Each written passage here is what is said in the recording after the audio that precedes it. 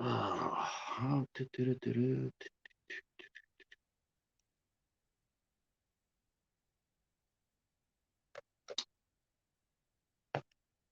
welcome to Have Cheetah Will View. That's me. As we welcome you into our last interview show of the week, Eight Questions with. We'll be talking to Canadian author and editor Jennifer Sullivan. Will be here with us in about 15 minutes or so. I know we're here on a Thanksgiving night. I probably could have picked a better night or even gone dark. But the way I looked at it was, you guys are used to seeing us here. I don't do Thanksgiving, so why not just hang out and talk to somebody? And I can't think of someone I'd rather talk to on a Thanksgiving night than our good friend and fellow writer and blogger and published author, Jennifer Sullivan. So I'm very glad she'll be here. And hopefully some of you guys who are stuffed with turkey and don't want to do Black Friday in the freezing ass cold will come out and hang out with us. It is 38 degrees here. Do you really want to be sitting in front of Best Buy or Walmart, or would you rather be here, safe in your own home, warm as a bug in a rug? Hi, Katie. How are you? Um, so I think we're going to be hanging out here tonight. I don't want to go out there. It's 38 degrees. I'm already going to be getting up early tomorrow for Dollar Tree. I'm going to my Dollar Tree, and I'm going to be seeing if I can grab a few bargains that I've seen some of the other film community have gotten. I will be delving into that myself. I am looking for the new kids on Blu-ray, and I'm also will be looking for all the Star Trek movies from the original cast. They released those on Blu-ray too, so those will I'll be looking for as well. Um, oh, good. Well, they should be closed.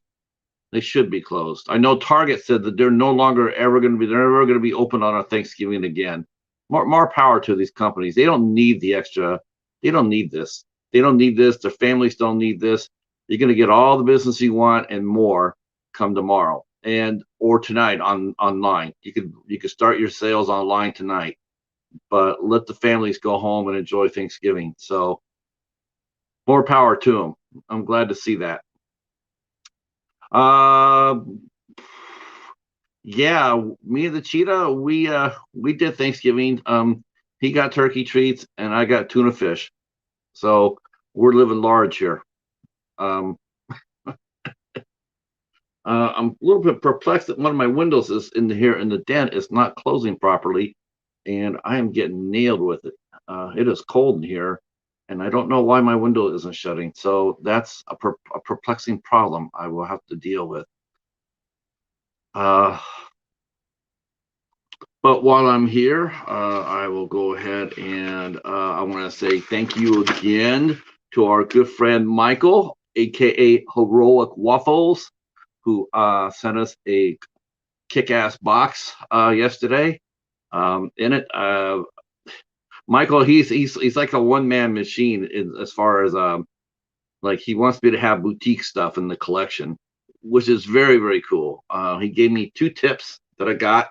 I got the complete Friday the 13th collection, um, and he also gave me a tip about the Halloween collection that I got for pennies on the dollar over in Europe.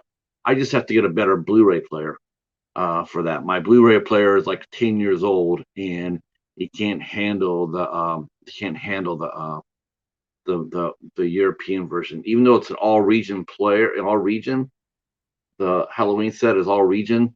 My Blu-ray player is not picking it up. So who knows? Maybe that's something I'll do for myself this year. But he sent us the Evil Dead Groovy collection, which was absolutely crazy. Um, it's Evil Dead 2, and the complete Ash versus Evil TV show, the complete series. I didn't realize that till this afternoon. I thought it was just the first two movies, and they had just tricked it all out and put a lot of bells and whistles into it. I know sometimes the packaging can be a little bit big, for that. But no, I looked again when I took my picture, and it said Ash versus Evil, the complete series. I'm like, holy cow! All right. Um, as far as me knowing Jennifer Sullivan, her and I have actually known each other for years. I've known her way before I got on the tube. Actually, she is a blogger, and I met through the blogging circles. And so her and that's how we met. I've actually reviewed one of her short stories in the blog, and she also edited a horror anthology series that I also looked at as well. She is a prolific writer, and she is dead on time. So let me go get our guest.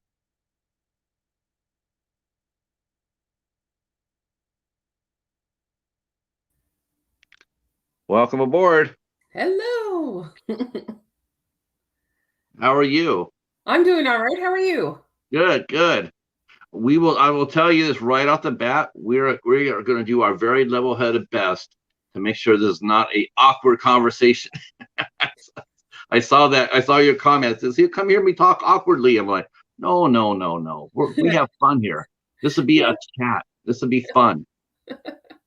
I'm just Um, awkward in general. It's just who me I too. am. Me too. Um, it's funny. It's like doing talking about myself. Just talking about myself, doing a review, or when you pop up line, and you're just talking to you're just talking to talk. Yeah, I'm awkward that way too. Yeah. But when I have someone I can bounce off with, like doing the series right here, Yeah. I'm much more comfortable. And Um, I find writers in general are more awkward talking. So we're used to writing everything down and being able to think about every word we're going to say written. So you don't have to, say it out loud until later.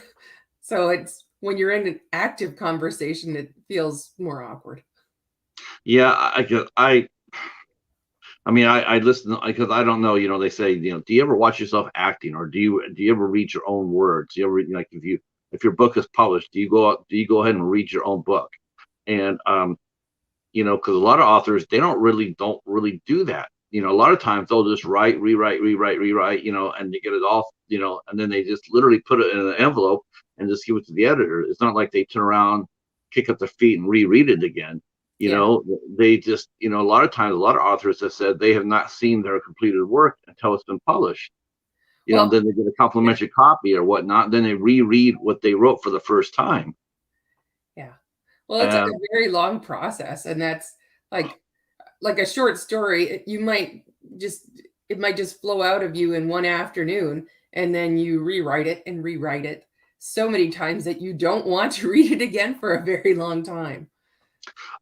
It's funny because I've only had only one other dedicated author on the show so far. I had Christopher Farnsworth on here, and he was talking about his process as well. How it's a very long process as far as getting it published goes. Yeah. It's not easy. No. Um, you might have finished it, but it's almost like a movie in the sense, like you write it out. It might only take you, even for someone like a prolific like Stephen King, he might be able to crank out a novel in 3 months. It Yeah. doesn't mean that it goes out and it's on the shelves within 5 months. It's like Yeah. it gets edited, it gets then the fixes are made, the notes are taken, and then they look at on the calendar where it's a good spot for it to come out in. And they, Yeah. hi There are. Jody. It looks like a friend of yours came in, Jody Price. Oh, hi. Wow, all right. See, there's gonna be a few people coming in and saying hi. Welcome Oh, aboard, Jody. Um, yeah, and then they get a slot, like okay, we get because a lot of times they have to put it up like, okay, we have to make sure there's at least a window, especially if it's the same character or in a series or not, but they have to give a window at least a year, before, yeah. like, okay, let's say you wrote a series about, like Nathaniel Cade, which was Chris's series for the President's Vampire. Hmm. Now he could be sit there and be prolific. I mean, look at yourself. You're prolific. I mean, you're writing that nano. That's where you have to write 50,000 words in a month. Yeah. 50,000 words in a month, right? In a Yeah. month. Yep. So just think about that for a minute. How much writing that is. But Yeah. you could write a series about Nathaniel K. and you could crank out that 50,000 words to say in 3 months. And then you put it up there and you send it to your editor and it can be ready in 5 months. And they give you a spot and they put it out and they put it out and after 8 months. It doesn't mean as soon as that happens, already Chris is already back at work or yourself is back at work and you already cranked out a sequel. Okay, I Oh, got it. I'm ready to, let's publish it. It doesn't work yeah. that way. And that's all assuming that there's somebody that's starting, that they have a publisher already. Like I have a novel that's finished, like I've written it all, it's completely edited, and I have been shopping it around 2 publishers for 3 years now. So, so that's just trying to find somebody, and then once somebody reads it, accepts it, it'll probably be another year until it comes out from then. So, like as of right now, maybe 2023 is what I would hope for, unless I decide to self-publish, which is always an option. Now, is this a standalone book or is Yeah, this a book? Okay, yeah, so this is that standalone. Yeah, yeah. um Most of my most of the novel writing I do is standalone fiction. That's what I prefer to read, even. So series are challenging. That's right now. I'm doing a series of short stories called "The House That Death Built" with another writer. Her name is LaSalle Jones, and it's been really neat. It's a 9-part series and it's been fun. But to think of expanding that out to like a 10-book series, that would, I think I would go insane. yeah, she's your friend LaSalle, she actually followed me on Instagram. Oh, So I return yeah, so I return I followed her back. yeah. Um that's fun. That's gonna be I mean, I love collaborations. In fact, well, I like them within reason. Okay, Hmm. because me and Christopher, we talked about this as well. Um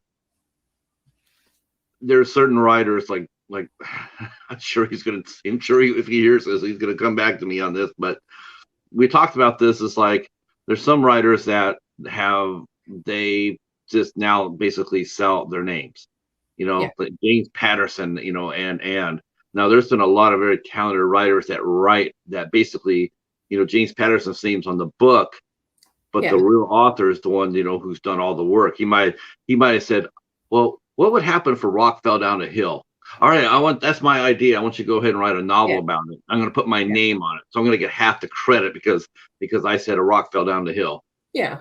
It's Well, like, it's anything. It's just like it's a brand, right? It's the same as right, anything else. Like a movie that comes out by Disney is going to do better than an independent, most likely, even if it was the exact same film, just well, because the branding behind it, more people right, trust it. So yeah. It that's, definitely is not because it's better.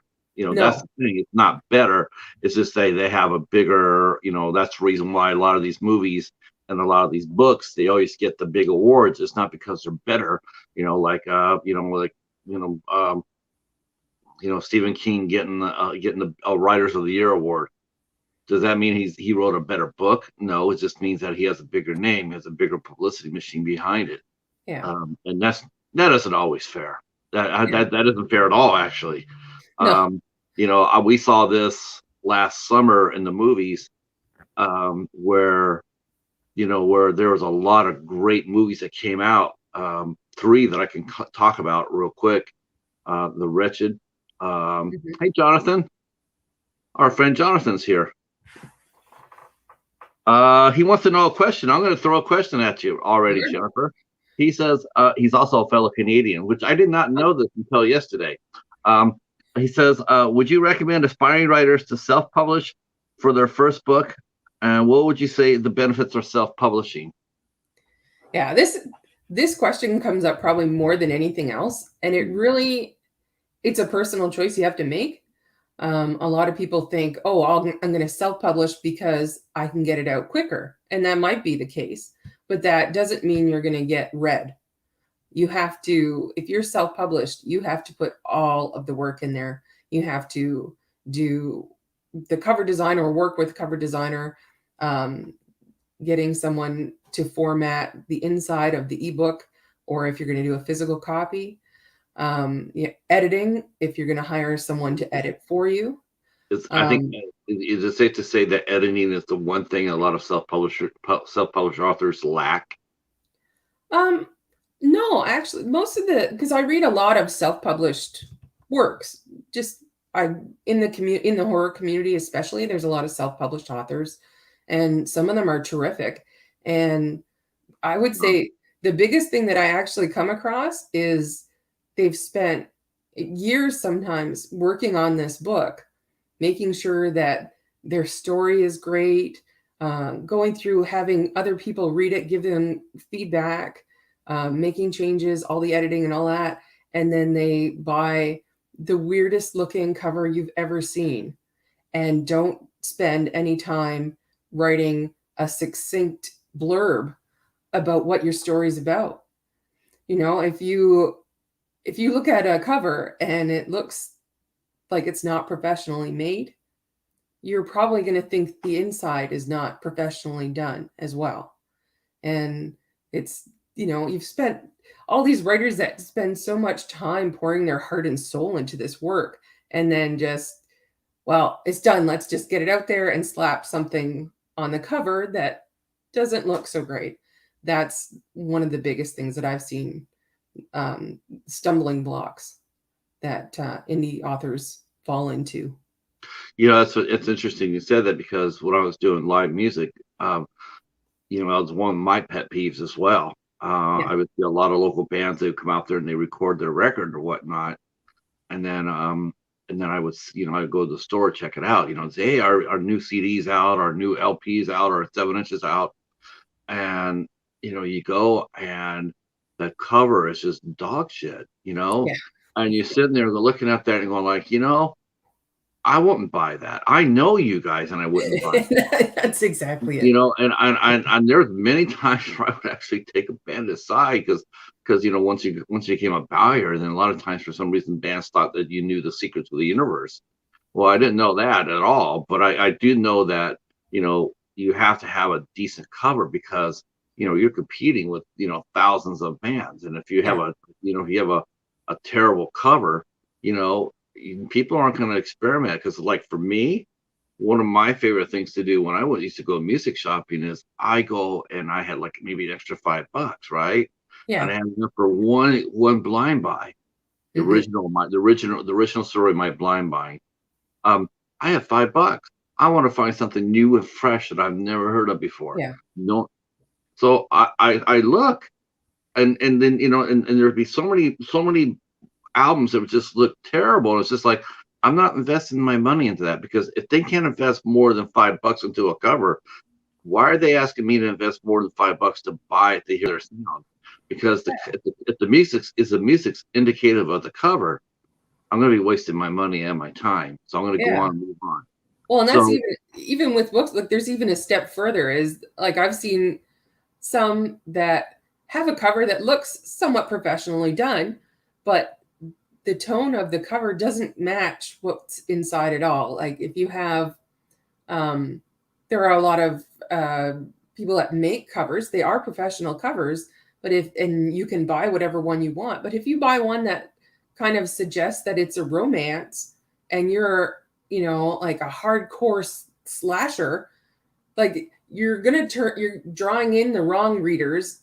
Therefore, when they buy it, they're gonna read it and not think you're any good, because it's not the right readers you're trying to get in front of, just based on the art. Like there's so many people overlook that aspect so much.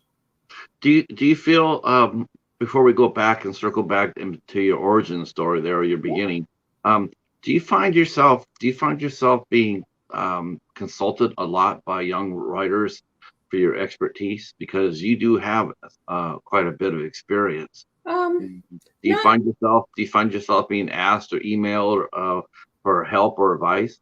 I find it depends. Like I have some people that I've talked with on social media for quite a while, and they all seem, you know, pretty straightforward with like, oh, I was thinking of doing this. Do you think it's a good idea? I'm usually, pretty clear on if it's not a good idea. I'll say it, but in a nice way. I am Canadian after all. I'm not going to be really Yeah, harsh. your idea sucks. Sorry. Yeah, yeah. But you have to be kind of brave enough to be able to tell people, no, that's not a good idea. And I've had a couple friends where I'm like, that's just really not a good idea. And I even had one friend that had self-published a book. I think it came out last year. He asked me to review it, and because I do them, I'm like, oh sure. I barely knew what the storyline was about. I hadn't seen the cover or anything. I'm like, oh sure, I know what you are capable of. Send it over. And it was not good. But he knew. I messaged him before I wrote a review or anything and just said, this is just my opinion. I don't think that it was your best work, but I'd be happy to read more of your work in the future if you would like. And it's not personal. It's just, looking at a piece of writing and as a reader, whether I would want to read that again. And sometimes you don't. Yeah, I was like, I am not normally review books on the blog. And yours is like one of the very first I ever reviewed. And you saw how I reviewed it. I mean, I loved your story, but some of the other stories in that anthology were just painful. It was like, Yeah. it's like, how do we rescue Jennifer's story from this? Because it needs to be in a better anthology.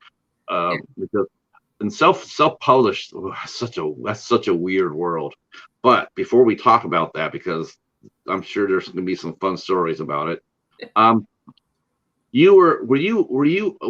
you start getting into writing? I mean, how old were you when you first realized that you enjoyed writing and it was something you liked doing? And did your Yeah. parents encourage you? Did you keep a diary? I enjoyed telling stories.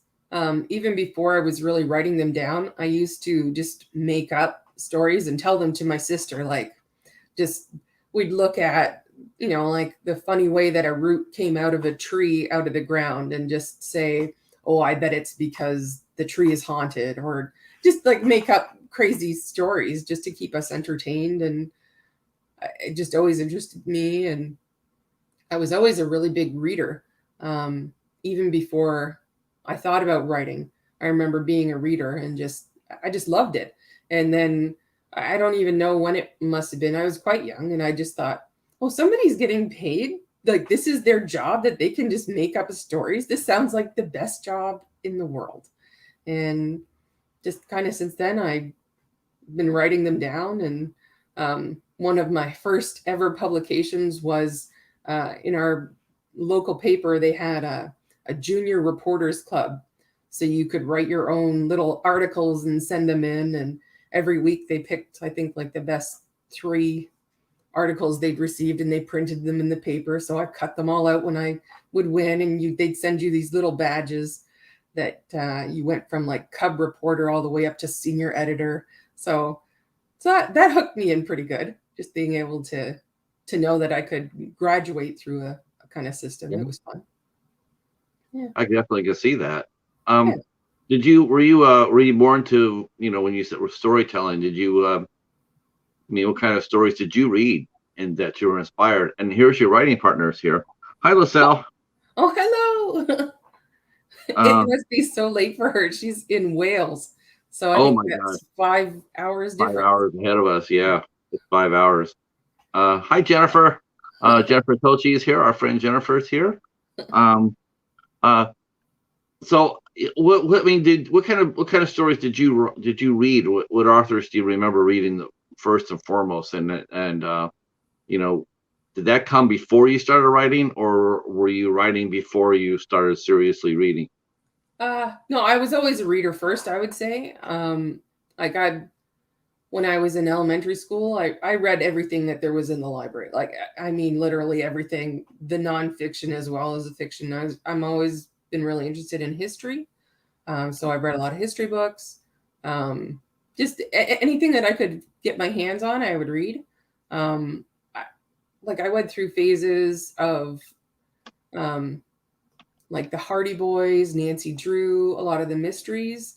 Because when I was growing up, there wasn't a real, there were kids books and then there were adult books. There weren't that the YA that we have now. And especially for horror, there went from, like, I'm trying to remember, Scary Stories to Tell in the Dark. I think Right. it came out just a few years after I was just that little bit too old to read them. Um, so I in starting grade 4, probably I started reading hardcore horror. Like I read Stephen King and Dean Koontz and John Saul and Clive Barker, and Mm. yeah, that's Yeah, my I dad. grew up. I cut my teeth on those too. Yeah, What was your first Stephen King book you ever read? I can't remember if it was Carrie or Firestarter. It was one of those two. Um, that my dad was a huge horror fan. He was also a really big science fiction fan, but I never quite got as much into science fiction. But so he had all these books, and that's he would say, "Oh, you got to read that one. That's the best one." And so that's how I would pick. I don't know why I don't know. He had no censorship at all, so was kind of Oh, good thank in some God. ways. But Thank God. I mean, think about your road. Imagine how much your creative self would have been affected by that if he would have said yeah, no. I mean, yeah, I mean, that's one thing I will have to say about my mom that I did appreciate about her. She was like that too. She was like, you can read whatever you want, yeah, and I did. And yeah, I was reading her books, and it's like not too many 12-year-olds are sitting around reading Judith Krantz, right? yeah, yeah. That's Uh, true. Um, but yeah. Um, LaSalle says you're worth the wait. Uh-huh. Yep. Yep. I agree. Let's see. Yeah, I started out too reading that too, because I got into fanboyhood really early. I started collecting Yeah. comic books, and the one guy who sparked me into the world was a guy named Michael Hoover. Um, Hmm. and he just, I listened to the science. I used to listen to the CBS Mystery Theater. That was my first introduction to anything. Okay. And then after that, then I met Mike, and then he introduced me to science fiction, horror, fantasy, EC comics, old radio shows like The Inner Sanctum, Hmm. all that. The Shadow. That was my the mentor. And then I Yeah. read, and before I got into the horror aspect of it, I was reading like the Chronicles of Narnia and the Lord of the Rings and whatnot. Hmm. And that's the one thing I really was good at was reading. Yeah. Um, um, but I really, yeah, that really set the table for me. Even now at our ages, how much influence it had on us. Oh, yeah. Uh, so your dad encouraged you to read. You read a lot. Yeah. Did you start collecting books? And what was your first story that you wrote that was inspired by something that you read? Oh. Um, I remember there was one story I wrote in, I don't know, I must have been grade 5 maybe, and it was about this. Behind our house, there was this. It was a transport company, so there was this big kind of warehouse there. There wasn't always people there, so it kind of looked like it was abandoned. That in there were these like creatures, and uh, they were taking over, but it was because they had chewed through wires of this sentient computer program. It was really weird and really bad. And that's how you start, is you dream up the biggest things that you can. And, the more you write, the more you know what to peel back and not to make everything be the scary monster. Some things have to be the nice things. Right. Yeah. Who was the first person outside your immediate family that noticed your talent at writing and encouraged you with it? I had a few teachers along the way that, like I remember in high school specifically, there was one teacher, Mr. Neely, and before becoming an English teacher, he was a journalist, and he really liked the way that I wrote essays for class, and he encouraged me to pursue journalism. And I did think about that for quite a while, and I was going to, and it just happened that at the time that I was going to start pursuing further education, that was when magazines and newspapers really started to tank. And just the whole mindset of what journalism was just shifted to the not so great that it is now. Hello, Diana. How are you? Our friend Diana is here for the interview.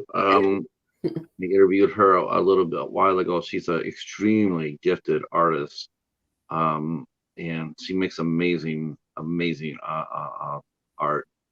And I'm always in awe of people like yourself and like Diana and whatnot. Who have such tremendous gifts. I mean, it's just like I have nothing but respect and just admiration and yeah, there's part of me that's a little bit in back of my mind. I can be honest with you. I'm a little envious. I'm envious that I wish I had you guys' talent. I wish I had I had something developed it. It's just that my skills didn't lie that way. They went somewhere else. But I have nothing but admiration for that. And it's always really cool to see artists support other artists like this. Yeah. Nothing makes me more happy to see when I see an artist come in and support someone like you. And Well, that's why I wanted to talk to you, is because I know you support so many artists, and I just think that's great. And you're a nice person to talk to, and that's also why I do a lot of reviews of books. Just it's hard to get your work out there. Being a writer, I know how much time everybody puts into their stories, and if there's something that I could do to help spread a little bit of the word and get some more eyeballs on there, then I'll try. So did you go to college with that in mind? Did you go to college to get a degree in journalism, or did you? I had no idea. I left high school.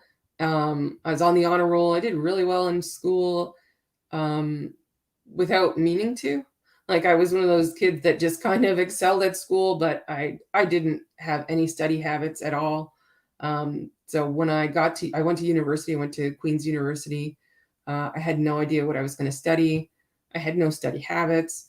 And a year after the first year, it was not for me. So I just decided, no, we're going to go somewhere else in life and see where life takes us. And that was not a great conversation to have with my parents. Neither of them had gone to university. My dad was a machinist. My mom was a nurse. So, I was the oldest of me and my sister. I was the first one going to university, and I came home and said, yeah, I'm not going back. And that was not so fun. But I'm sure they encouraged you. What did you decide to do for a profession then? Well, I said, I'll figure it out. My plan always was that I wanted to write fiction. And from what I could tell, it's great if you know how to command the English language, but it's not like if you submit a book to a publisher, they're going to check if you have an English degree. So, and I had no interest in teaching writing. So I knew that it wasn't a requirement I had to have. So all I was really looking for was a job that would support me so that in my free time I could write. I ended up in a really weird small industry called lease administration. It's basically where retailers, they have lease administrators on their real estate team that go through and control all the costs, with their storefronts. So their rents and everything that they have to pay to landlords and that sort of not fun stuff. Yeah, it seems pretty dry. Yeah, but I did really well at it. So I was in that. Another accidentally on purpose sort of thing, like school. Yeah. It's just like, yeah. So is it safe to say that when you write, that you find yourself challenging yourself in your writing? Does that provide the most challenge to you in your life? I don't know if I would say the most challenge, but it's the most fulfilling.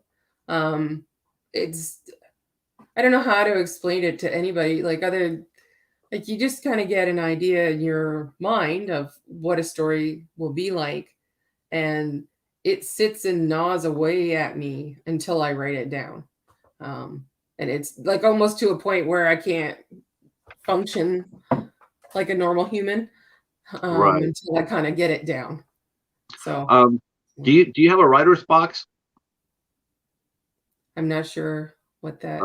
Basically, it's a box where you start writing all these different ideas or stories Oh or yeah. whatnot, and you maybe you run into a roadblock, and you put it in a box and come back and visit it sometime. Oh yeah. Yeah. I've got a couple of those. I've got like just stories that I've started that I've hit like a wall and I'm not sure where they're going to go next. And so yeah, you try and work at it for a while, and sometimes it's very clear that no, you don't have the answer. So and I'll put it to the side. I've got another box. It's like a recipe box, and I put all of my ideas for other things that I'm like, okay, I know I'm not ready to start writing this idea, but I don't want to lose it. So I'll just write down whatever I have in mind, whether it's just it could be a couple of lines of dialogue, it could be just a centralized image to go with the story. I jot it down on a cue card and throw it in the box, and Isn't that eventually I'll something? get there. Isn't that something? You can Yeah. write a 2 or 3 sentence idea, put it in your little box, and then watch it germinate. Yeah. Until it's outside and it's snowing outside, and you're all comfortable, and you're sitting there going like, "Well, I need to do something," and then you go back and revisit it. Yeah. Um, yeah, Yeah, that's or sometimes what I find is that just a life experience happens and it reminds you of an idea that you had. Um, like, I'm trying to think of one specific example, which of course is not going to come to mind right now because I want it to. That just, you might have an idea of a kind of relationship between characters and you don't really know how to write it. And then it might happen in your life that you have that kind of relationship with somebody, whether it's good or whether it's bad. And then that gets your mind going on, oh, how would those characters interact? How does their relationship break down? How would they react to this kind of circumstance? And you have a clearer idea, and that helps you to write the story. see if I'm gonna see if anybody dropped a question here. Oh, yeah, Diana's mentioning. She says how it's interesting how your inspiration works. Um, Yeah. yeah, knowing that until you express it.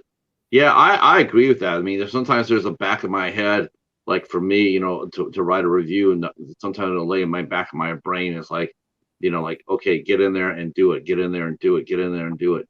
But I think Yeah. for writers, it's just so different because because it is a struggle. I mean, you could get in there, you could, and has it really ever amazed you? I mean, sometimes you'll hear about a writer sitting there going like they'll crank out, 15,000 words, no problem. But does it ever amaze you to sit there and you're fresh to go, you're ready for action, and you start writing, and all of a sudden it's like you screech it to a stop after 500 words, and it's Oh, just like, what the hell? oh, Because definitely. Yeah. yeah, Oh, uh, yeah. um, It's so frustrating. Like, yeah, there'll be some times that you're so pumped, you're ready to go, you think you've got it plotted out, and then you sit there and just every word is like pulling teeth. And mm, yeah, if you get 500 words that day, you're doing exceptionally well. Sometimes you give up even sooner. I've had some days where it's like I'll sit for over 2 hours and only get 50 words done. And I'll still say, okay, I sat with my story. I thought about it. So it was in my mind. Things were playing out. Maybe they didn't work out on the page, but I still spent the time. And I think a lot of writers lose focus of that spending time with your story is sometimes more important than the numerical output that you get in it, as in the number of words that you get. right, because I guess you could get sort of obsessed with that and Oh, sacrifice definitely. quality Yeah. for quantity. Yeah. Yeah. And I'm, sometimes I'm, like, I'm watch me write, and then you look back at it, and all you gotten is Dick and Jane went up the hill. Dick Yeah. and Jane went to the store.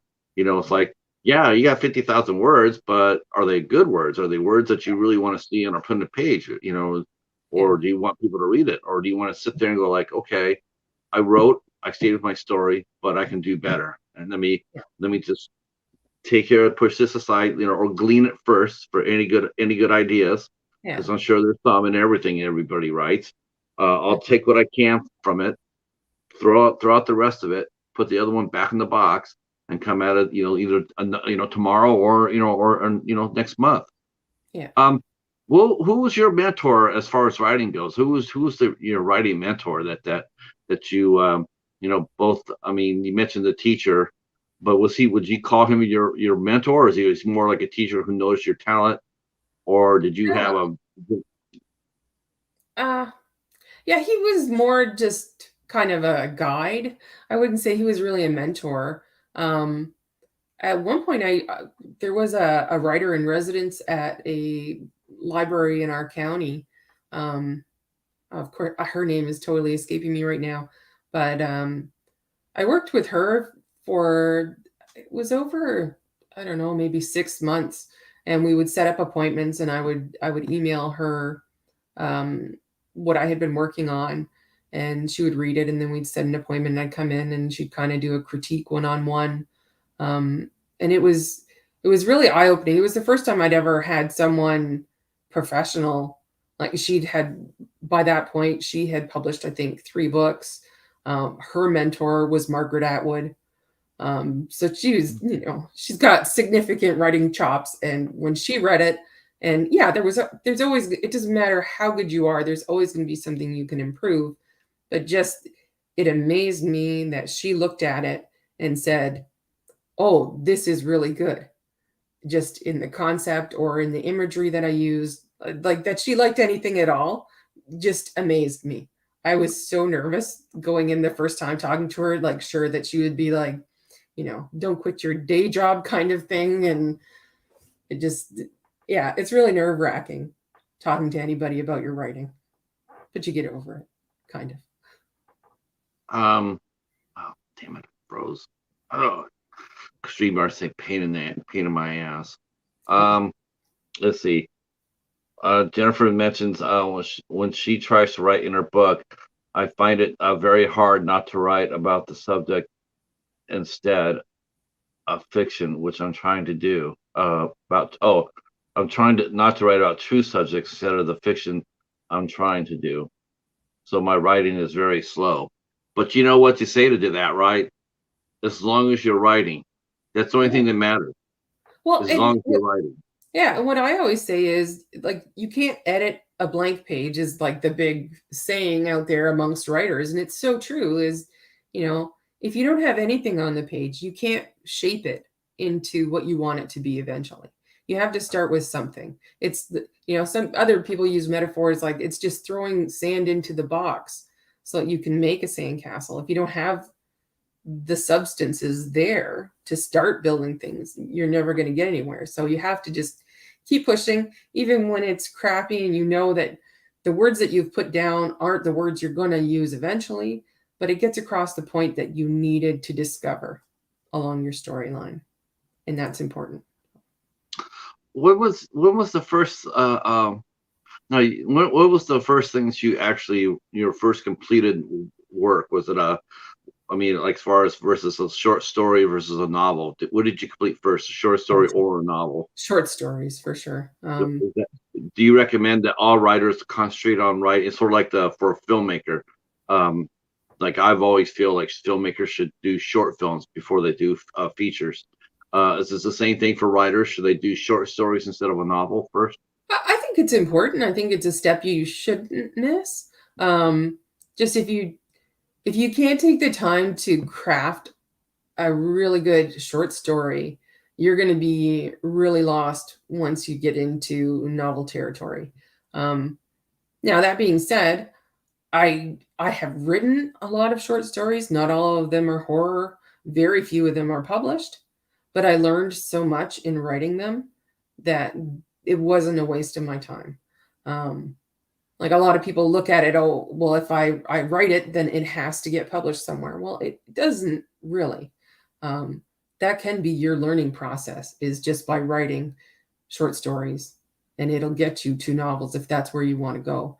But going from not writing at all to a novel, it can be done, but I would suggest trying shorter stories first. I'm frozen on my phone, so let me back out and come back in. I'm sorry Okay. about this. This happens every interview, at least Okay. one. I wrote Happy Thanksgiving back here, but I didn't know that it was going to be flipped around. I also wrote murder up there because I thought the camera would be the other way and say red rum. So my apologies. Yeah, they're okay. Yeah, every time it does that, what happens is when it does, I wouldn't necessarily spaz out about it, but I try to keep up with the chat, and I can see it a lot better on my phone than I can on my desktop. So I always have to come back out and come back in so I can see what the chat has to say. Chadwick's here. Hi, Chadwick. How are you?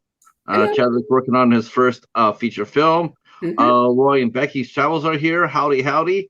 Thank you guys for coming in. That's awesome. And see, Diana wants to know if you've ever read the book The Artist's Way by Julia Cameron. Yes, yes. It's on my bookshelf. I don't know if you can see it. It's over my shoulder, but it's one of the books that I have there. I found quite a few helpful hints in there. Another one I really, if you like horror, even if you don't, Stephen King has a book called On Writing. It's really great. I'm trying to think. There's so many books out there trying to help other writers write. And what I always come back to is it's great to read all these books, but you have to find the way that works for you. And you're never going to find one book that is a step by step that's going to work for you. It's more taking bits and pieces of advice from different writers, and sometimes different genres too. There's, some writers get so caged into, oh, I'm a horror writer, I can only take advice from horror writers. Well, you're missing out on the characters in your story don't know they're in a horror novel. So, they're going to have lots of other complex emotions and relationships. So it's good to read outside of your genre. So read Uh, it. we have actually have a published poet that came in. Our friend Red came in, and she says, hello, Jennifer. Hello. Yeah, I think she's got like, if I'm not mistaken, I think she's got like 4 or 5 published books of poetry out. Oh, Yeah, poetry's hard. poetry is very hard. Poetry is very hard. Yeah. Actually, that's when we were talking about kind of my origins of whatever, I wrote weird little short stories when I was in elementary school. And when I got to high school, I switched to poetry during my angsty teenage years. Right.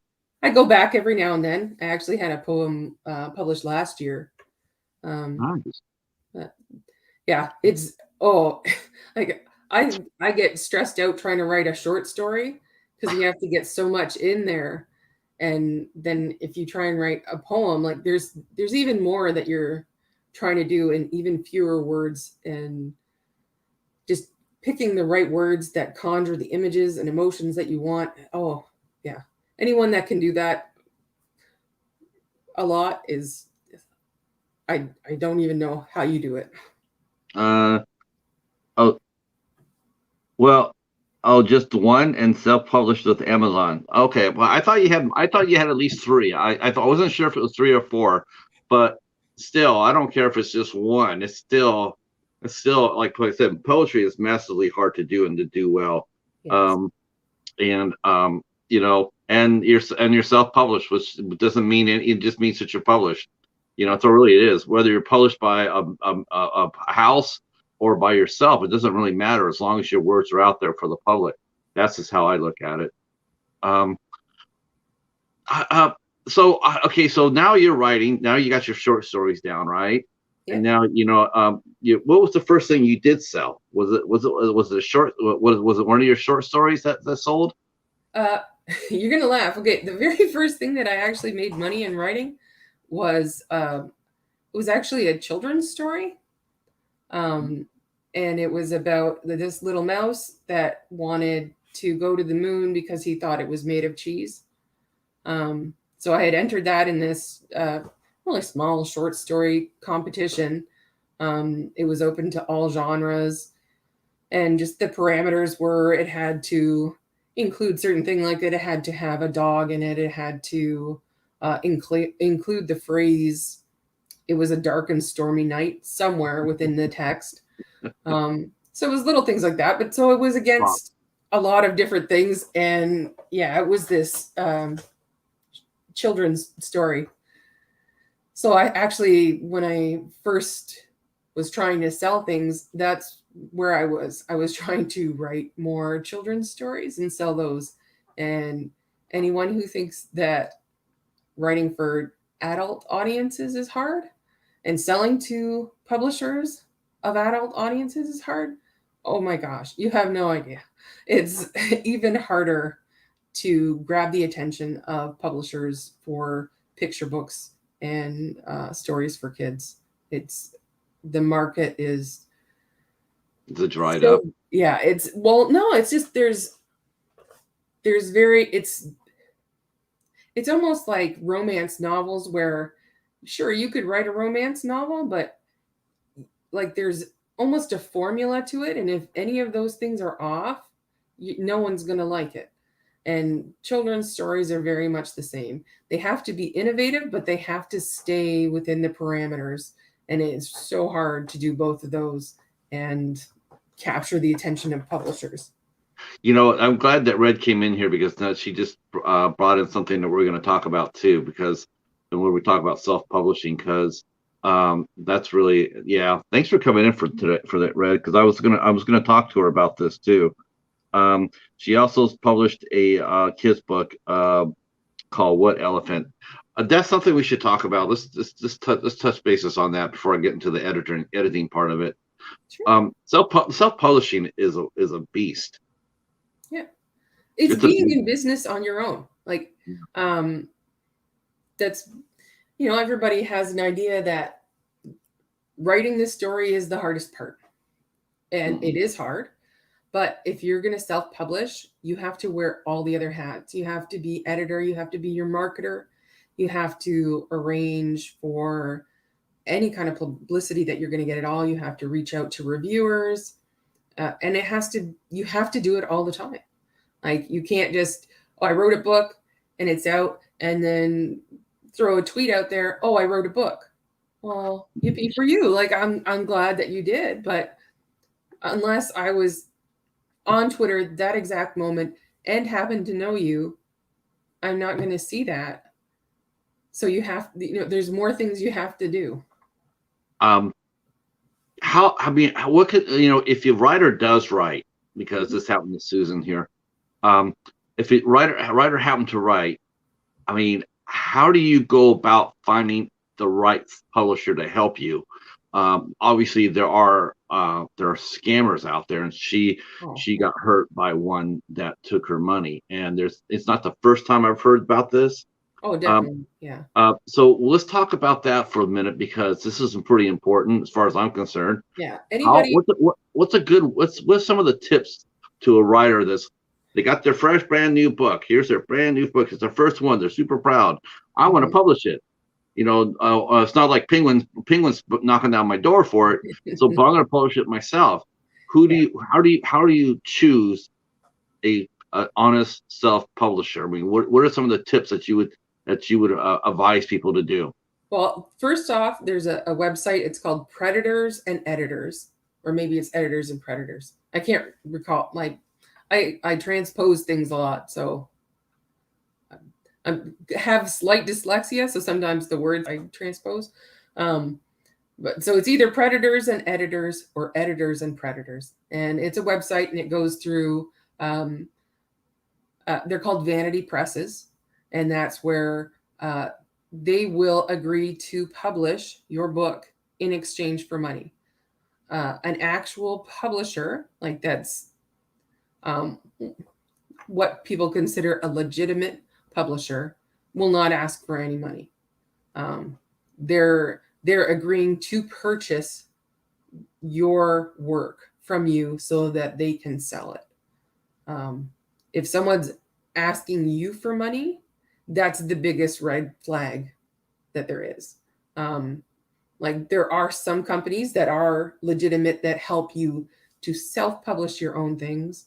Like there's one company called Book Baby, and they have a lot of different packages where you can hire them to do editing for you, to do the formatting for the ebook and for physical copies.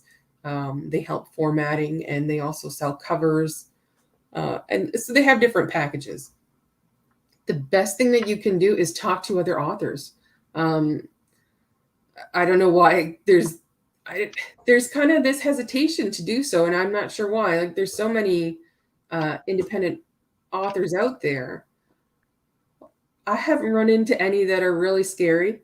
So if you have interacted with somebody, you've read their book, don't be afraid of saying, "Hey, I really liked I really liked the cover of your book. Who did you use to purchase that from?" Or who was your publisher?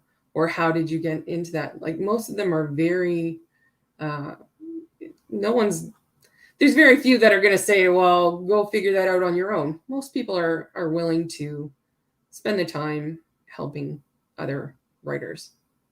So Red mentioned, she says, I hear you need to find an agent when you publish. Oh, I mean, is that something too? I mean, you hear about that, find representation. That's something very common in the movie world too. You do better when you find representation. Is that safe to say with writers? It depends on where you want your career to go. If you are happy to be self-published, and you're like, okay, I have a friend, and he writes his own memoirs, and he's writing them more for himself than for anybody else. So he's going to self-publish. He's not expecting to sell a bunch of them. So for him, he doesn't need an agent. He can just go self-publish himself. If you're looking to make a career out of this, you really have to decide, do I want to wear all the hats and become my own marketing specialist? Or do I want somebody else to do that? If you want somebody else to do all that work, you probably need an agent, because you're going to need to get into bigger publishing houses where they have budgets to do marketing. That's where I am. That's where I've decided that I would like to go. It doesn't mean at some point I won't self-publish, but to me, that's where I would like my career to go, is with bigger publishers. And to get into the door to bigger publishers, you need to have an agent. So I would say you don't need to have one, but if it depends what your goal is. If your goal is to get into like Penguin, yeah, you need an agent. You're not going to get in there otherwise. See, Amazon was free self-publishing. I went with Page Publishing to get my book illustrated, but then I did the royalties. I got them all. Happy Thanksgiving, LaSalle. Thank you. So I guess that's, yeah, I mean, that's, I guess the part about asking for money, it would be a red flag, right? I mean, yeah. especially I mean, especially if you're not gonna, I mean, no one should ask for, I mean, I don't know. It's like, you got to have hard copies. I mean, wow. I mean, if you self-publish online, there should be no money involved in it, right? I mean, not really.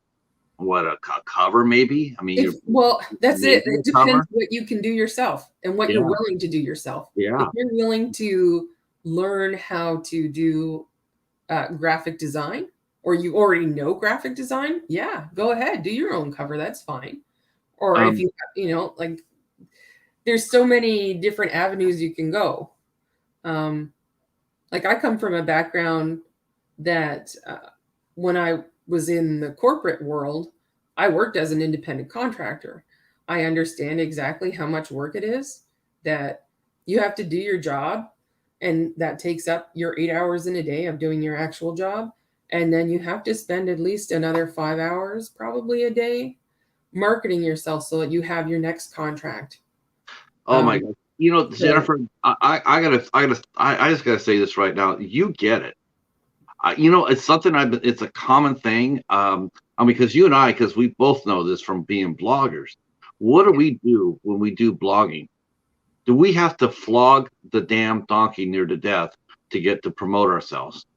yeah, Why don't artists get that, in your yeah. opinion? Well, and that's, I think, because people come from a background where they haven't, like, most people I know work for an employer.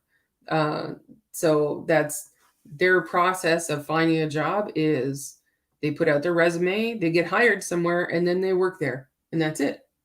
When you have worked as an independent contractor, you know that doing the job is one part of your job, and then marketing yourself is another part of the job that you have that you don't get paid for. But if you want to make money, then and yeah, and then you have the potential. Like, this is what I hear a lot is self-publisher people that want to self-publish is that they get all the money. Like, they don't have to pay commissions to agents or anything like that, which is true. But you're paying them to do all this other work. They're not just doing nothing for you.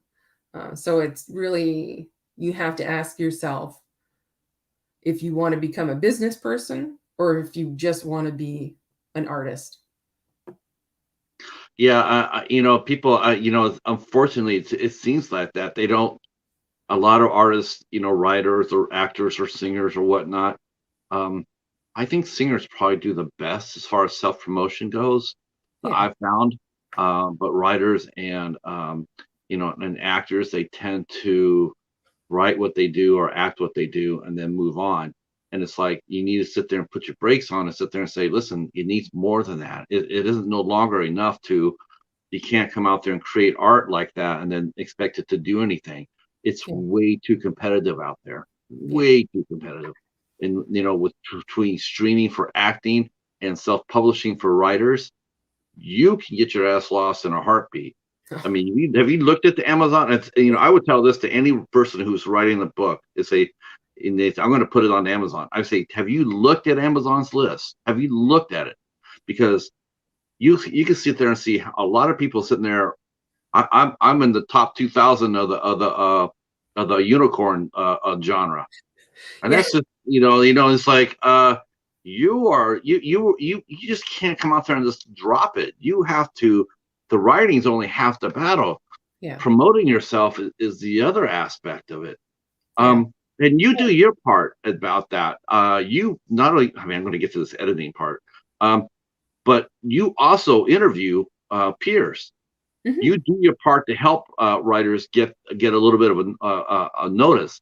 Um, when did you start doing? When did you start interviewing other writers? And what was your intention always to lift them up, or was it or was it just there as is it something you just wanted to know? I mean, me, I'm just super curious. I'm nosy as Yeah. hell, No, so I want to definitely ask. fall into that camp too. Okay, Um, good.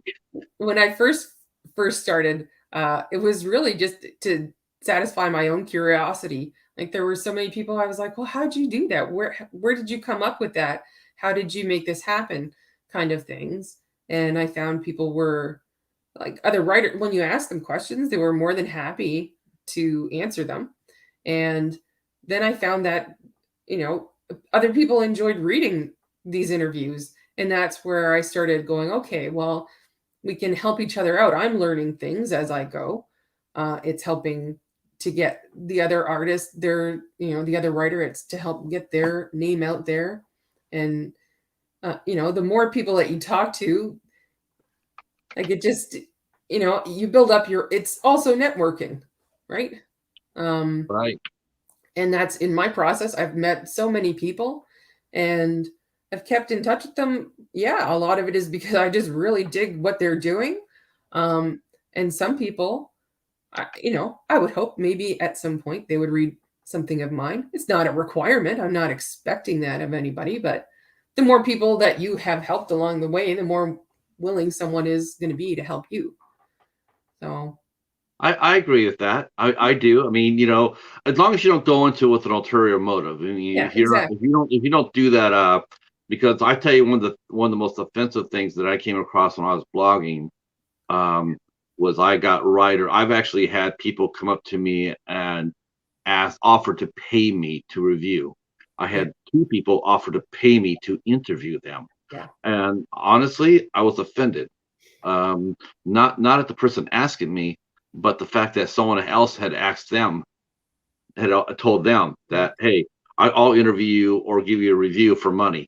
yeah, Um, I don't like that at all. It's just like that really angers me.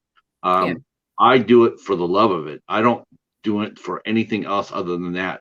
And the boost. I yeah. love the boosting people. That's always been my niche, from my music days, was Hmm. finding the artists and boosting them up, because when you're an independent artist or unknown artist, it's Oh, yeah, it's so hard to give them that boost. It's so hard to get, it's so hard to get out there to stand out, you know, and just based on your work, I mean, that's the thing. It's just based on your work. You should be judged on what you do. You shouldn't yeah, have to pay for it. yeah, I'll write a review for you. I'll review your book for you for $100. yeah. That's not a review. That's not Yeah. a reviewer. That's a Well, predator. yeah. Well, and most of the time there are. I do. This is where I kind of get into things a little bit with some other people.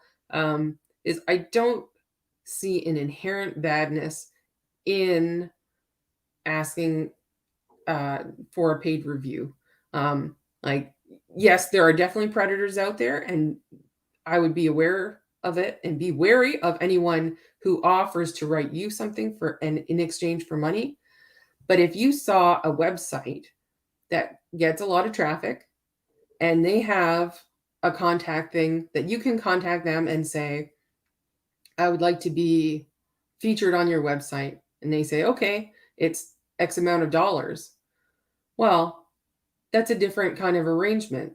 Sure, And if I it's think that's advertising. that's a that's a business arrangement. I don't think there's anything wrong with that at all. No, if you're advertising, I'm Yeah. saying it's different. Like if you came to me on my website and said, I like to advertise on your website.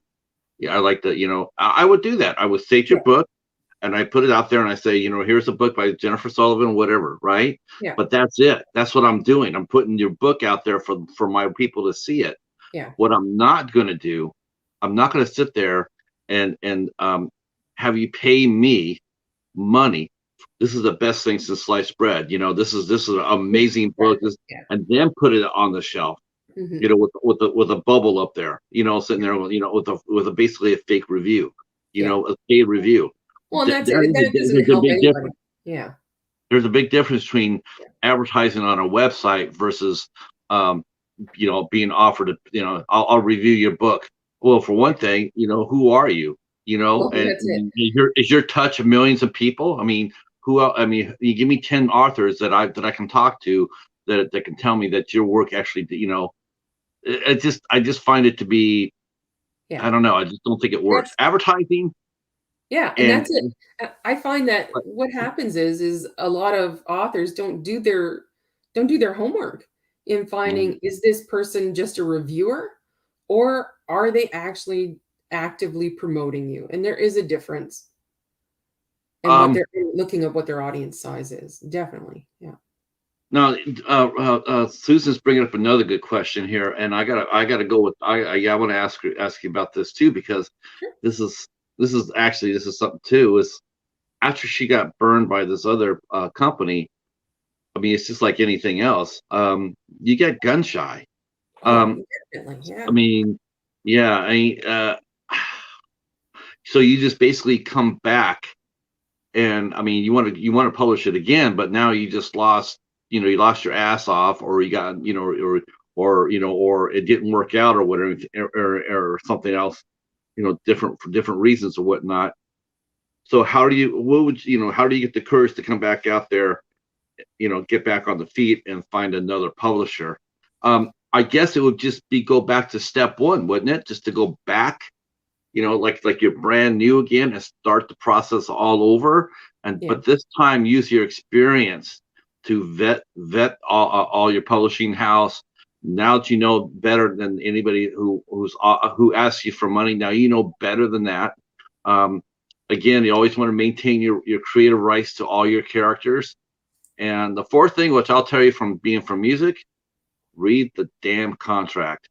Hmm. If you have questions about a contract, go ask a lawyer to look at it. Yeah. Or ask I think- someone who you trust, who has yeah, had things published. Ask them. Like yeah, that's another thing. Like I know I've had other people that I've known that have been published, and I was thinking of submitting to one publisher, and I know somebody was published there, so I went and asked them. I'm like, oh, I know you had a book out with them. How did that work? How did that relationship go? Were you happy? What would it, if you could do it over again, is there anything you would change? Is there anything I should be wary about? Like, just ask. That's yeah. that's really the best thing. And as for Network. getting back in, it's hard, no doubt about it. That's like when you submit something and you get a rejection. Yeah, it hurts. It doesn't matter how many times you go through it. But you have to just keep going. It's kind of Yeah, like when if you're dating and you get your heart broken, yeah, it's gonna hurt. But if you just have to want to try again.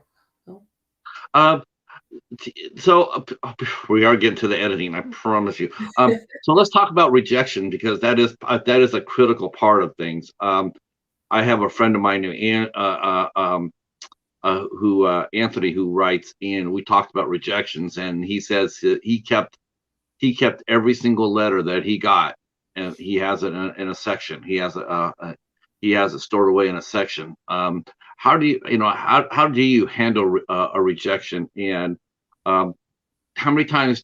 I mean, is it the same thing for how often do you get it versus getting picked up to be published? um, yeah, my batting average is probably not so great, just because I'm trying to go with novels. Um, so right now, like for my novel, I've had it read by I think 6 different editors, and not a one has said yes yet. I've had some good feedback, and that like it hurts when you get a rejection. There's nothing you can do about that. And I get the rejection. I have a little pity party that day, and then the next day I'm like, all right, where is it going to go to next? And I just keep a list of who's next in line, so I don't even have to think about it that much. Um, you just have to keep getting out there. I um, Like I know some people that I don't write a lot of short stories anymore. Like I said, when I first started, I wrote quite a lot. I find them really challenging, so I would rather spend time writing a novel. But short stories that I have submitted, yeah, probably there's not that many that get accepted, honestly. And Do you keep your letters? oh yeah. Yes. It's kind of like having a breakup letter. I don't know why, but you It- keep it and you look at it every now and then. But what I try and take away from it is that even though it's a rejection letter, it shows you that you were brave enough to try. And yes. the worst, and it says to me over and over again, the worst that they can do is say, we don't like it. It doesn't mean that it's horrible. It doesn't mean you should stop trying. It just means it wasn't right for them. Try somewhere else. And so you have to try and take your emotions out of it and say, okay, wasn't for there. Where's next?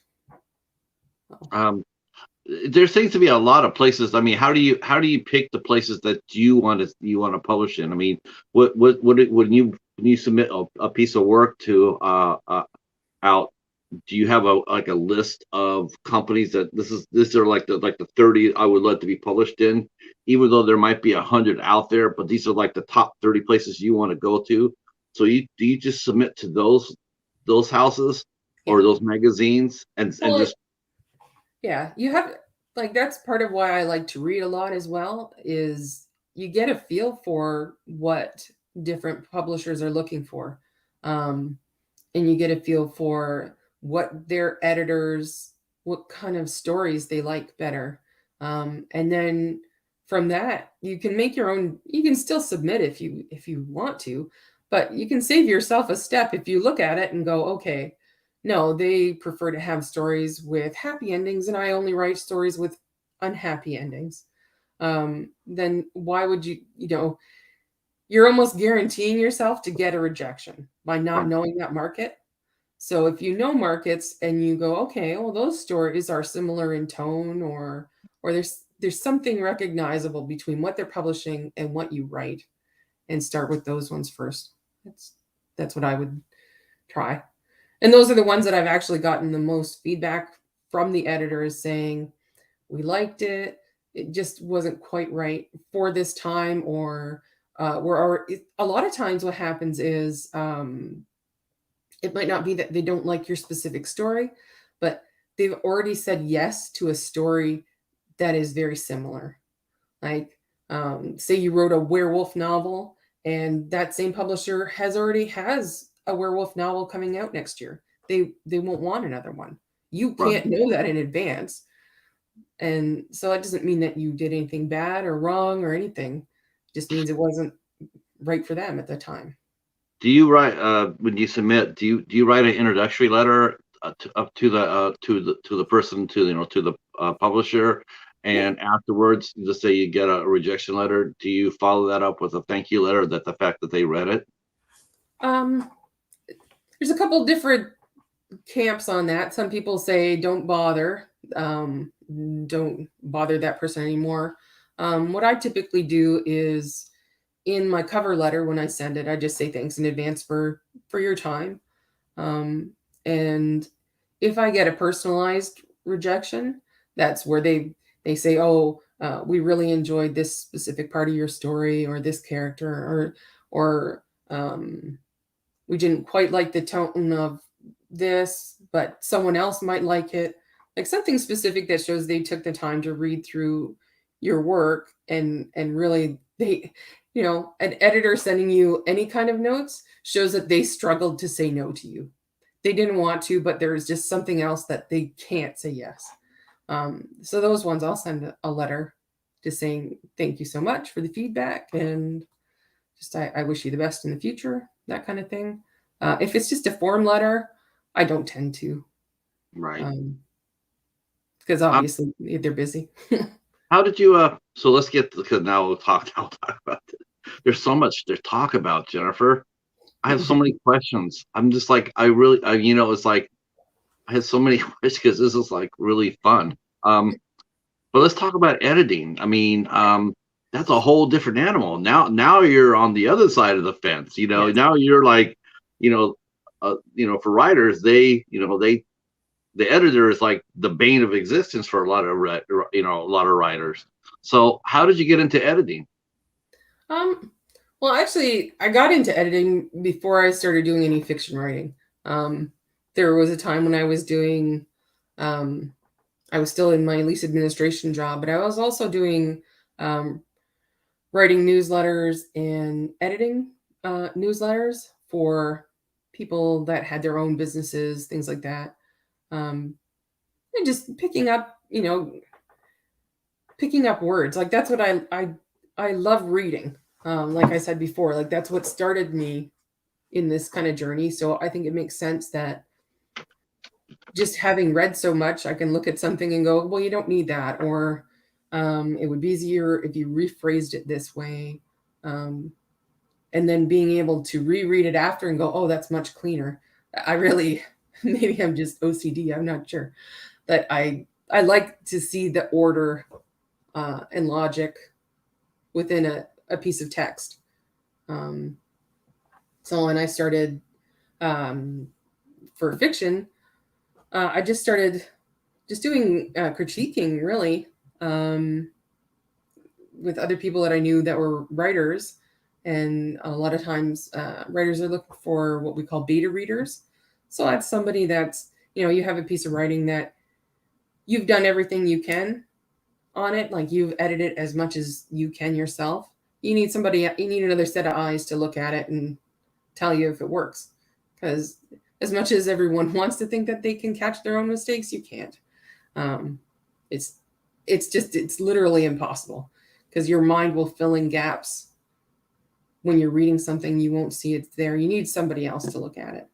And I found I enjoy it. When I give feedback to other people, they seem to be receptive.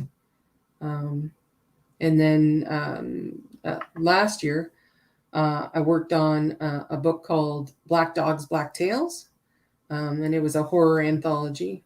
And was another author that I knew. She wanted to organize this anthology of horror stories where the dog didn't die. Um, that was the main crux of the novel, or of the anthology, was they all had to have dogs in the stories, but the dogs couldn't die. Um, and she was looking for help to edit this anthology, and I said, "You pick me." So that worked out pretty well. But that's when you sit on the other side of the table, being the editor. Yeah, because I Really, mean that's got to be a lot of. I mean that's got to be a lot of pressure, especially with it's one thing to be an editor to people you don't know, but to be an yeah, editor to someone who you do know, it's got to be a little bit more dicey because there's ego and feelings and relationships involved in it. Like you said, you didn't say. You mentioned about how you wrote, you talked to your friend, he asked you to review his book, and you did, and you came back and said it wasn't the best thing you've done, but yeah. what you didn't say was how did he take it? How He did was, yeah, what was his response to that?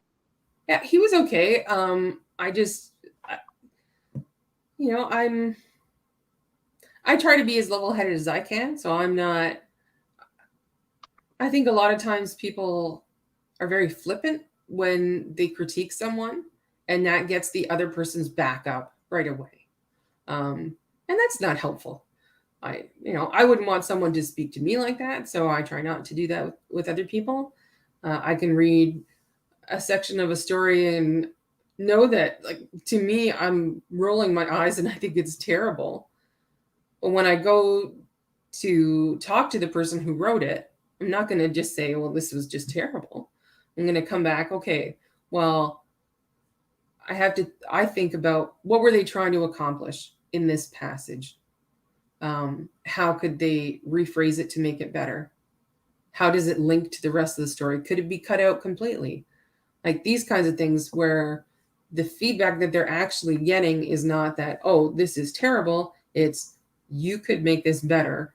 And here are some ideas on how you could do that. And so it's approaching things differently, as, you're editing it, but you're helping that person tell the best story that they can. And usually when you frame it that way, that I'm trying to help you deliver the best story because I know that you can write an awesome story, they're very much, the reception is a lot different than if you just come out and tell someone they're terrible.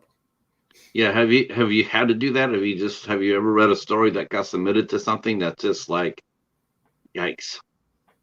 I've had a few um, that just, yeah, yikes.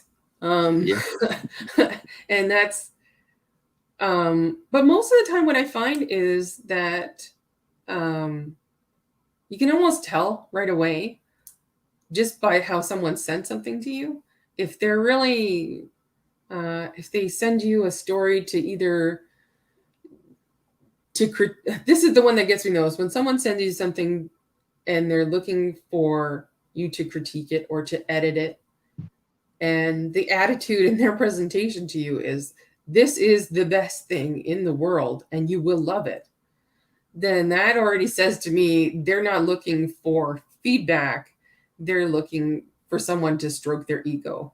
And I right. don't work well with people like that, and those are usually the people that write the worst things. So Self-published authors, and we can be honest about this. A lot of self-published authors are egomaniacs.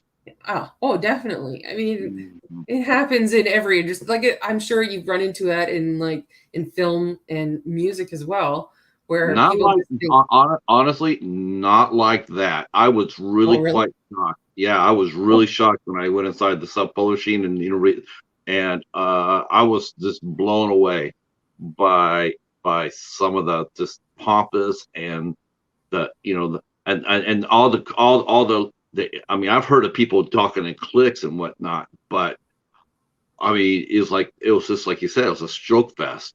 They would yeah, go over to the other peers and saying, "Yeah, this is the best novel, and this is the best novel, and this." I mean, you could tell they're all within the same little group or whatnot. And it's all it was for to stoke it, And it's just like, wow, you're not convincing me to buy anything.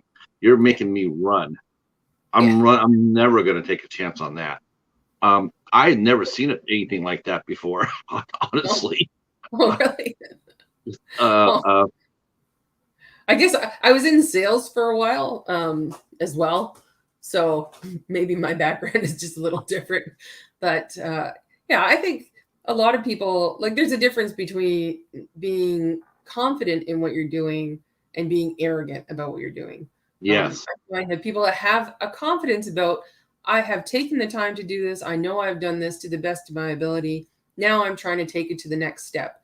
When someone has that kind of attitude, that's what you're looking for Yeah. when you want to work with someone to edit, because you know that they're going to be receptive, to making changes. Because like Stephen King doesn't sit down and write what you read. Like, he Nope. has written something. There has been editing throughout it. He even says, like, I'm not sure if she still does, but his wife Tabitha was reading, is like his first reader, and goes through and says, "Oh no, you need to change this, you need to do that." Like, everybody has that, no matter where you are in terms of fame in writing. Like, everybody has, you do a first draft and then you need to polish it. Because an editor, it's got to be one of the hardest jobs in writing because you're basically are you take especially because take a published author, you're taking their work and they're the ones whose names on the book, they're the ones who who goes up and down with it, sales or no sales, but you're taking basically their life, their livelihood in your hands, and then you're going through and just going through and correcting it or twisting it or tweaking it or whatever. I mean, I'm sure sometimes when they get some of their books back and they see all the notes, I'm sure there's been many authors that have just like rolled their eyes. Yet at the same time, when the book is published, who do you always expect to get the thank yous first? The editor, because the Mhm. editor has really, it's like the backbone of the book. It's the hardest job, but it's also one of the most important for sure. It's Yeah. not the most important. Yeah. Well, I can even speak like on being a writer and getting editorial feedback. Oh, sometimes, yeah, there's been like, my husband is one of my beta readers. He reads everything. He does, and he's not a reader. He doesn't really like horror at all, but he'll read it, and he can be pretty brutal. Um, but we have that kind of relationship where I'm like, I don't want you to sugarcoat something, because how am I supposed No. to learn from that? So he's pretty blunt in, no, this is just crap. But then he'll say, what I liked is this part here, and if you could just expand that, or change this so it fits better with this part, like that kind of, he gives good feedback. And but it still stings. And I Sure. think that's when if you hire an editor, you have to kind of have that thicker skin, where, okay, I know what I sent is not going to come back exactly the way I sent it out, but the person making the changes, what they're trying to do is help me tell the best story possible. And when you read through, if you if you kind of shift touch on, look at all the changes I have to make, or all the errors that I made, think of, oh, if you read something and you say, oh wow, why didn't I think of that, that is a great idea, then it gets you more excited about your work, because you know you're improving it by making these changes. So you just Exactly. really need, it's all about attitude. It comes back to attitude with so many things in life.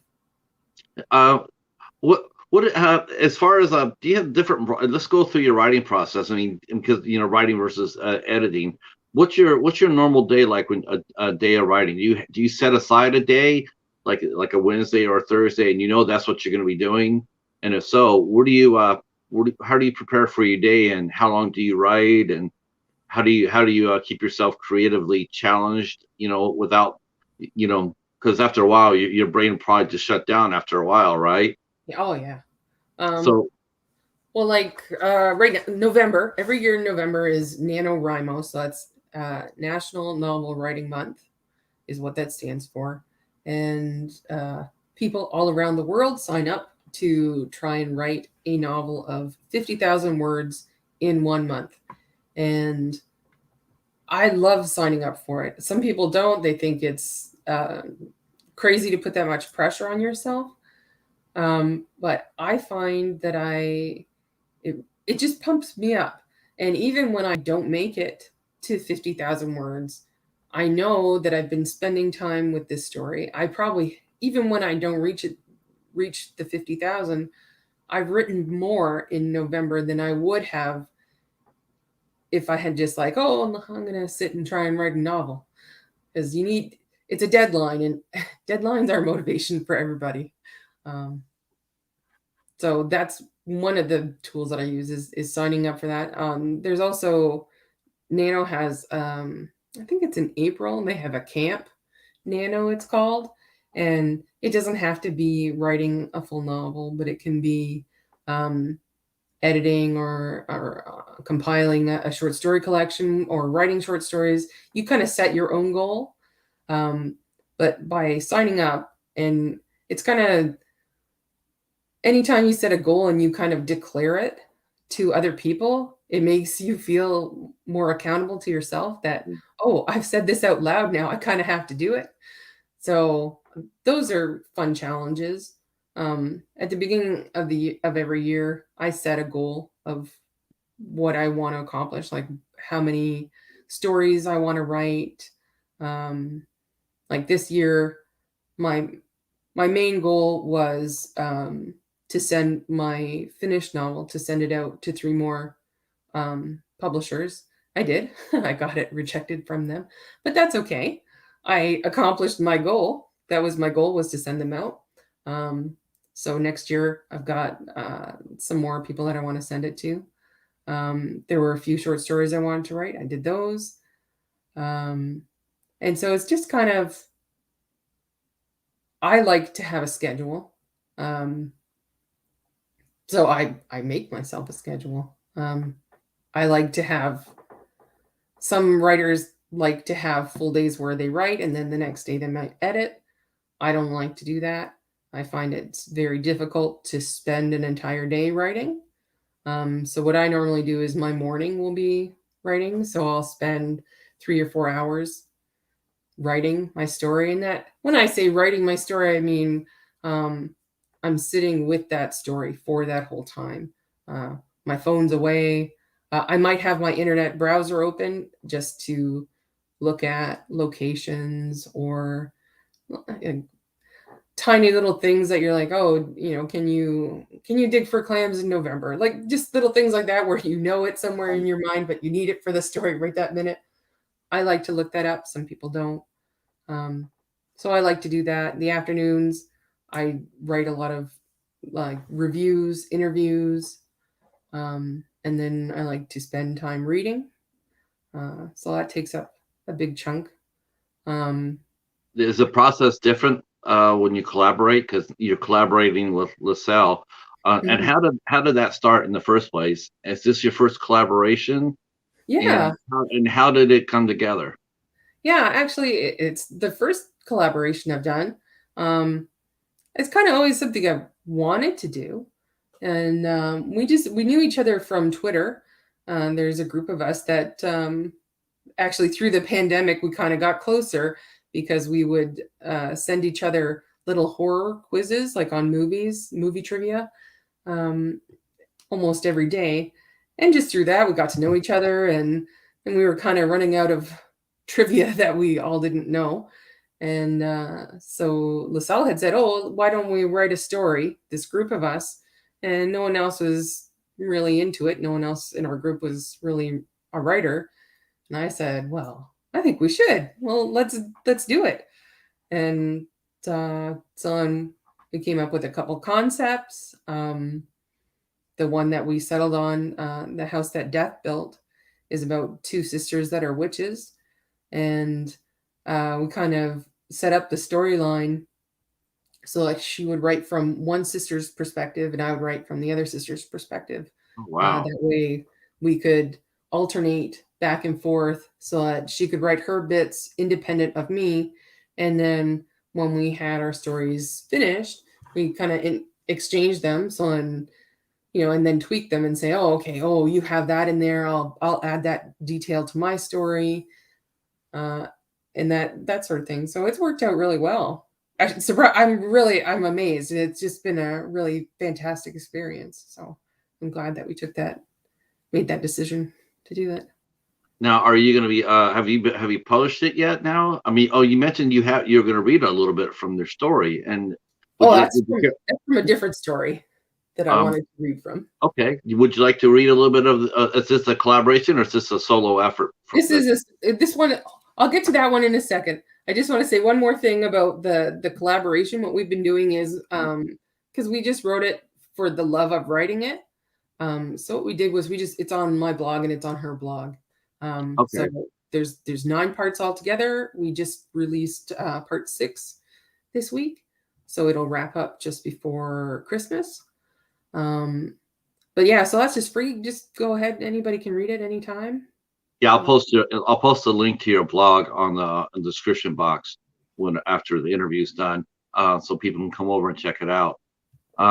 Yeah, a lot of people don't. It's funny. It's funny. It's like a lot of people they don't realize, when they see my. I don't think they realize you also are a blogger as well. And Yeah. blogging is basically just writing what's inside, right? I mean, Yeah. that's just a good place to express yourself and to get it all out and whatnot. That's LaSalle says it's been fantastic. Oh, thank you, Roy and Becky. Thank you so much for coming out and supporting us. I appreciate it. Yeah, she says it's been fantastic. And you posted on your blog. Now, blogging, how long have you been, before you read, let me ask this, because that way people can get a context of how, of what you do. You've been writing your blog for how long now? I am bad with time in general. I think it's been 3 years. It might be 4 years. I'm not sure. But a while. Yeah. I really enjoy it. I mean, it kind of does, at some point, it does kind of feel a little bit like writing a journal. And that's kind of how I look at it, is like I'm writing this as a diary to myself so that, down the line, I can look back and say, oh, well, how did I get into this frame of mind or started on this or whatever? I can look back and it's there. And hopefully there's some information there that helps other people too. I try, usually it's been really weird with the pandemic. It's just,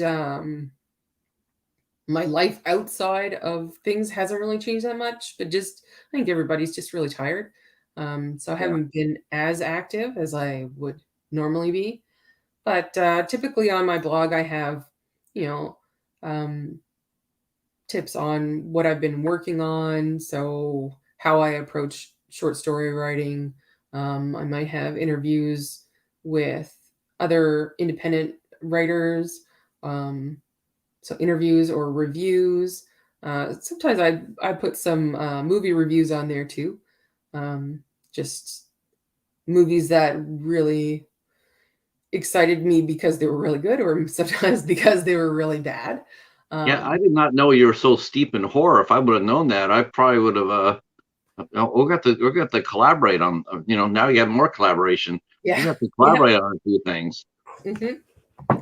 Well, I remember we had that roundtable collaboration about anthology horror Yeah. movies. Yeah, that was fun. I'm going to do that on this platform. In fact, I'm trying it out on this in December.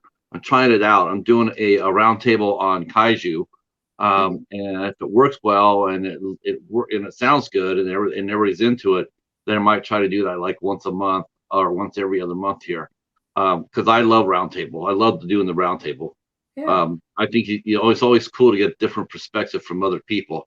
Oh, yeah. Um, it's because anthologies are just, I mean, it's such a, I mean, as far as it's easier to write an anthology book than it is to make an anthology movie and do Oh, it yeah. well.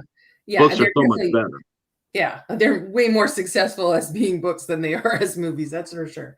Unless it's the same like, it's some of the like Cat's Eye, the Stephen King anthology, that was one of my favorites, still is, Yeah. of horror movie anthologies. But it's the Uh, same writer, so you would expect it to work, right. you I know? was so excited when they made came on TBS. I think the Nightmares and Dreamscapes. They put it Mhm, out on PBS and they did a short story, anthology story from Night Shift mhm. called Battleground. Man, I was so happy to see that because that's one of my favorite Stephen King short stories. I was like, Oh. oh, they finally got it. They finally got it right. They actually did it, and I was like, wow, this is so neat. Mhm. Yeah, so let's crack out some of your work and read a Alright. little bit of it. Okay. I'm Okay, excited so to hear this. everybody's heard how awkward and stuttery I am, so this No, won't you're be fine. You this has been. Have you felt awkward at all during this? yeah, Really? yeah. Because you don't you come across perfectly fine. Oh, well, thank you. That's my Oh, husband said the same thing. That's we met at we worked at the same place, and he knew how like jittery I was about everything. And then he saw me give a presentation and train executives on different software that we were selling.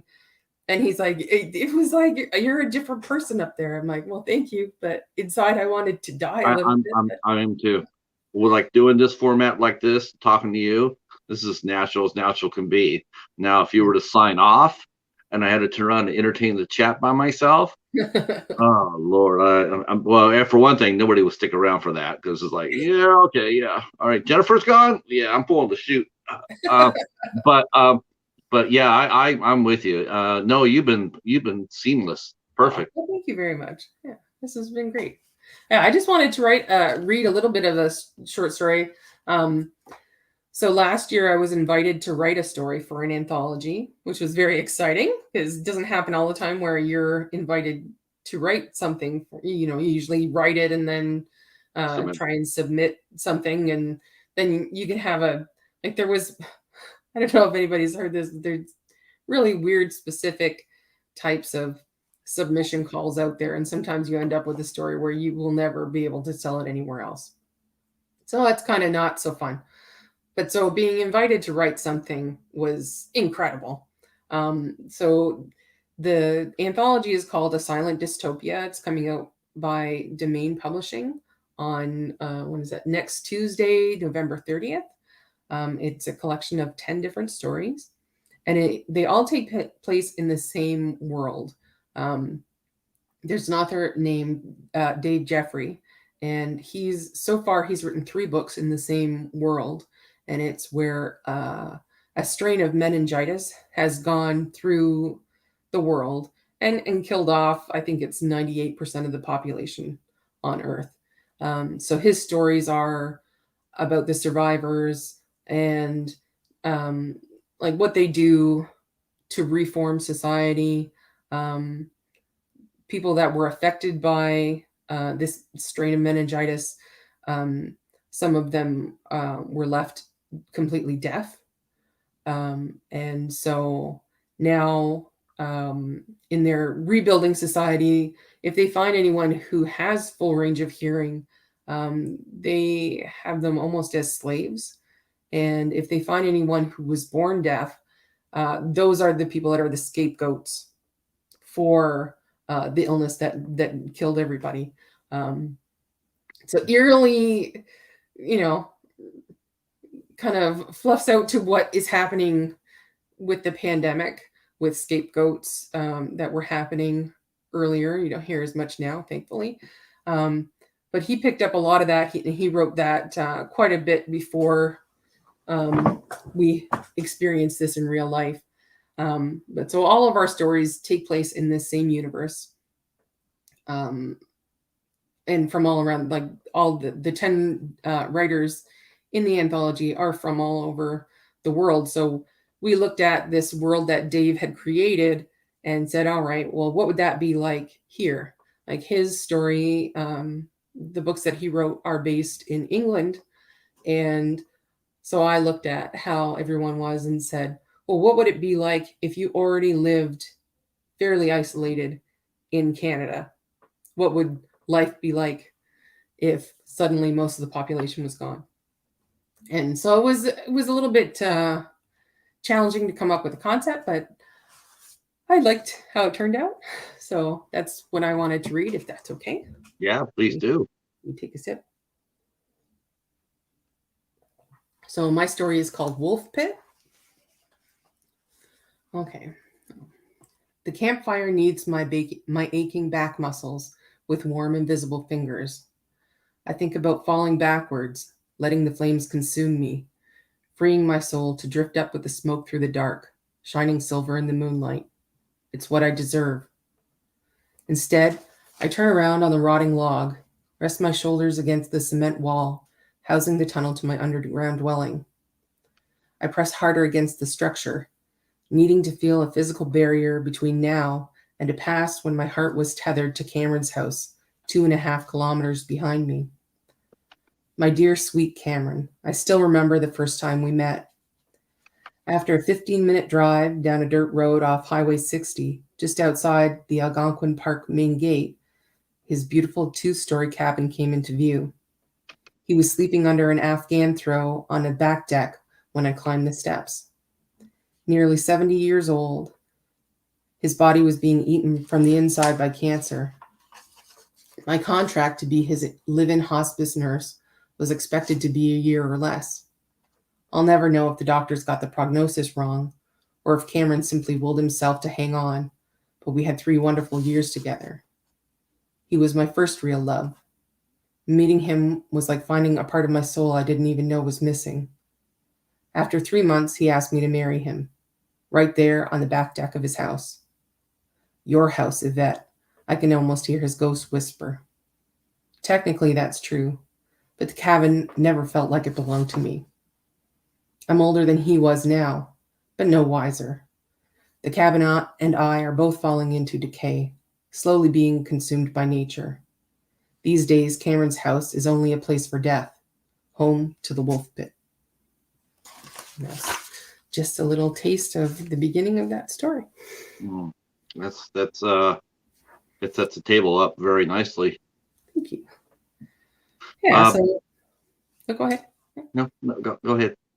Yeah. So I just so that's my character. She's up. Algonquin Park is one of my favorite places to go.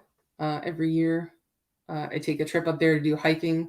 It's very isolated. Well, not the most isolated place you can be. But if you get out into the backcountry, you can be quite out there. It's mostly just trees and, lots of bears. Lots of bears. Yeah, more animals than humans in most of Algonquin Park. As far as books go, like one of the things I we mentioned before about things changing, when you were, thinking about becoming a journalist and things started going, started receding and, newspapers and whatnot started slowly going away. So with bookstores. How's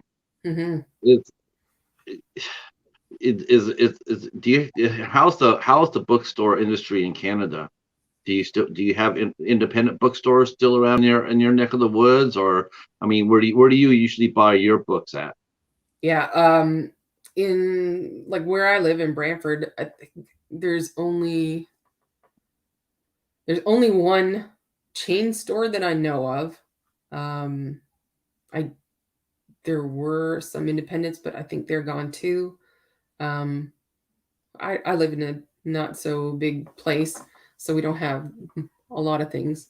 But I usually go to thrift stores a lot and buy books.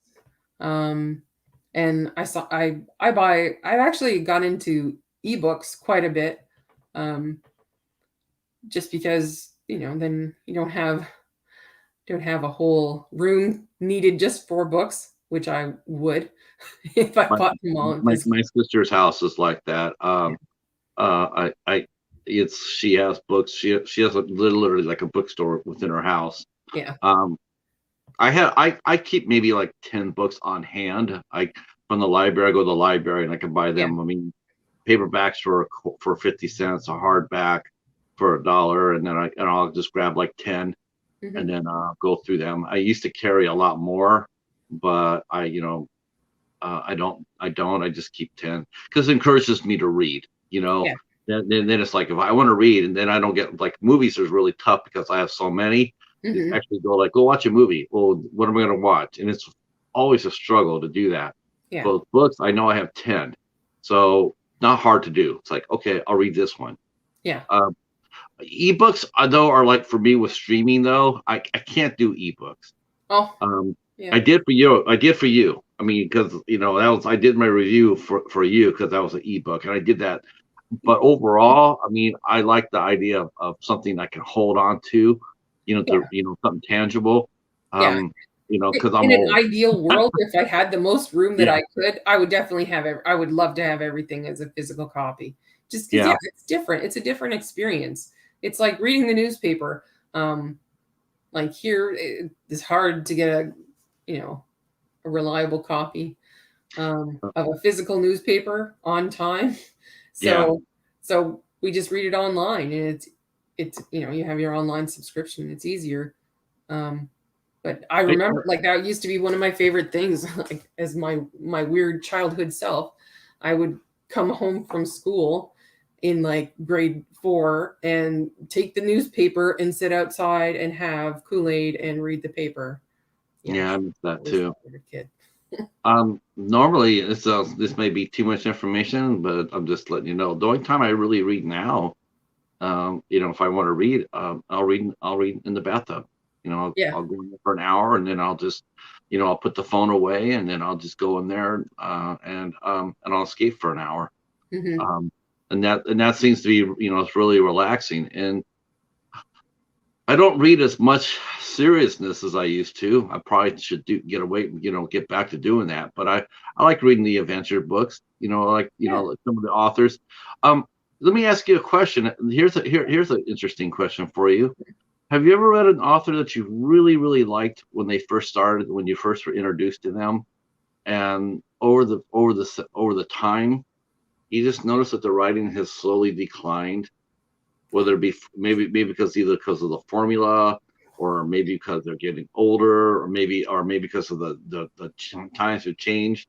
But have you ever read an author whose book that your series or your works that you read, um, they slowly just seem to, I don't know, just they don't hold the same grip as they did when you were first introduced to them.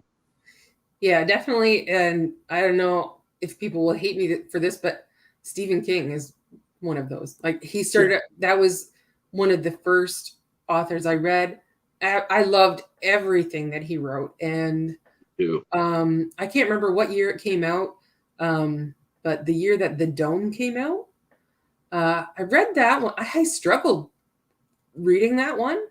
Yeah. Like, before, I was one of those people, as soon as he had a new book out, I bought all of those in hardback, usually even. Wow.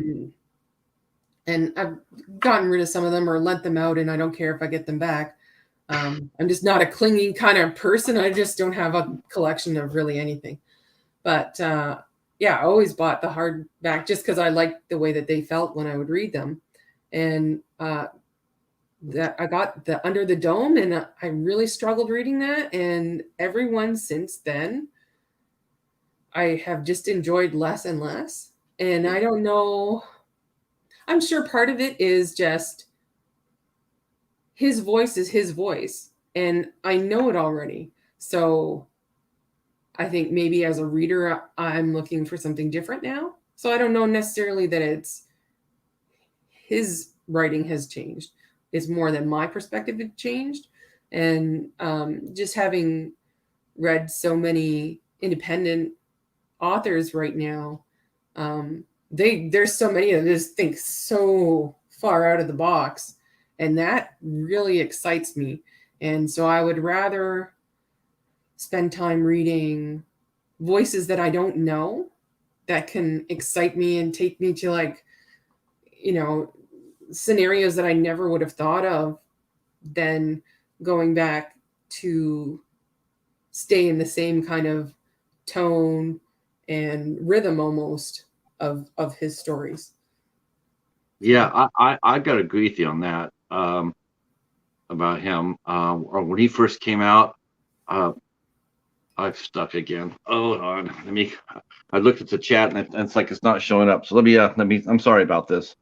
No problem. I don't know why this happens. It generally doesn't happen once we get going.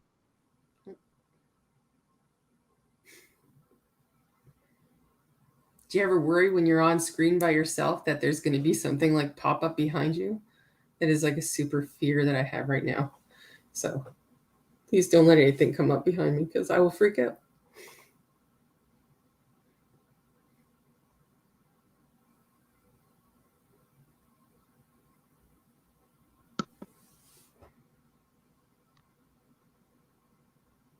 And you're back. Now I'm back. Okay, now I'm seeing. Okay, so let me see what I've been missing. I've been missing some things. LaSalle, oh, thank you so much. She's enjoying your interview, Oh. and let's see. Red mentions she loves wolves. Contrary to popular opinion, wolves are okay, but they're no cheetahs.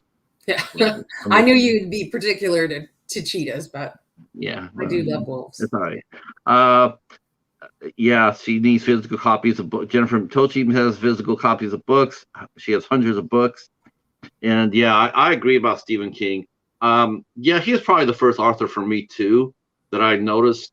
For me, I think the first time I read him that I just was like, just no, was probably Needful Things. Mm-hmm. Needful Things was bad. Dreamcatcher wasn't very good. It just started slowly going away for me. I did, I didn't like, it was just weird how that went. And I started reading different writers as well. For me, but the biggest one that changed for me, and I was really surprised, as far as you're saying the fresh voice, like I love Robert Parker's series.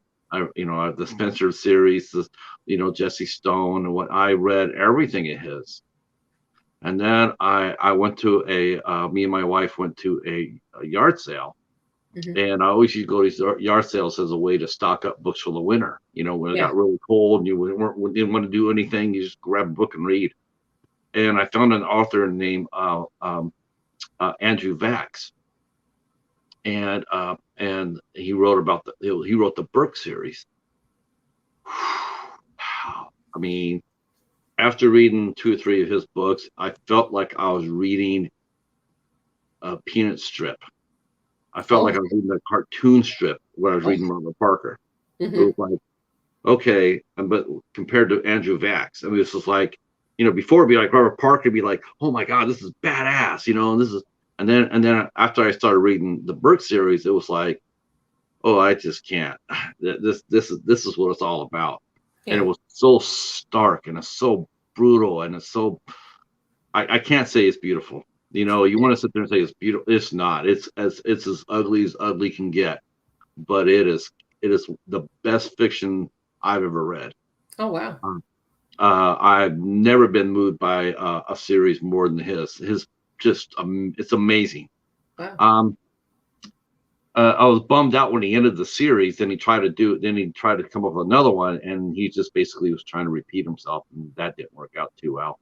Yeah. But yeah, that happens though. Yeah. Trying to find. I mean, that's probably the one good thing I will say about Amazon books and self-publish is if you're willing to do the work, is that there are some fresh faces and fresh voices out there.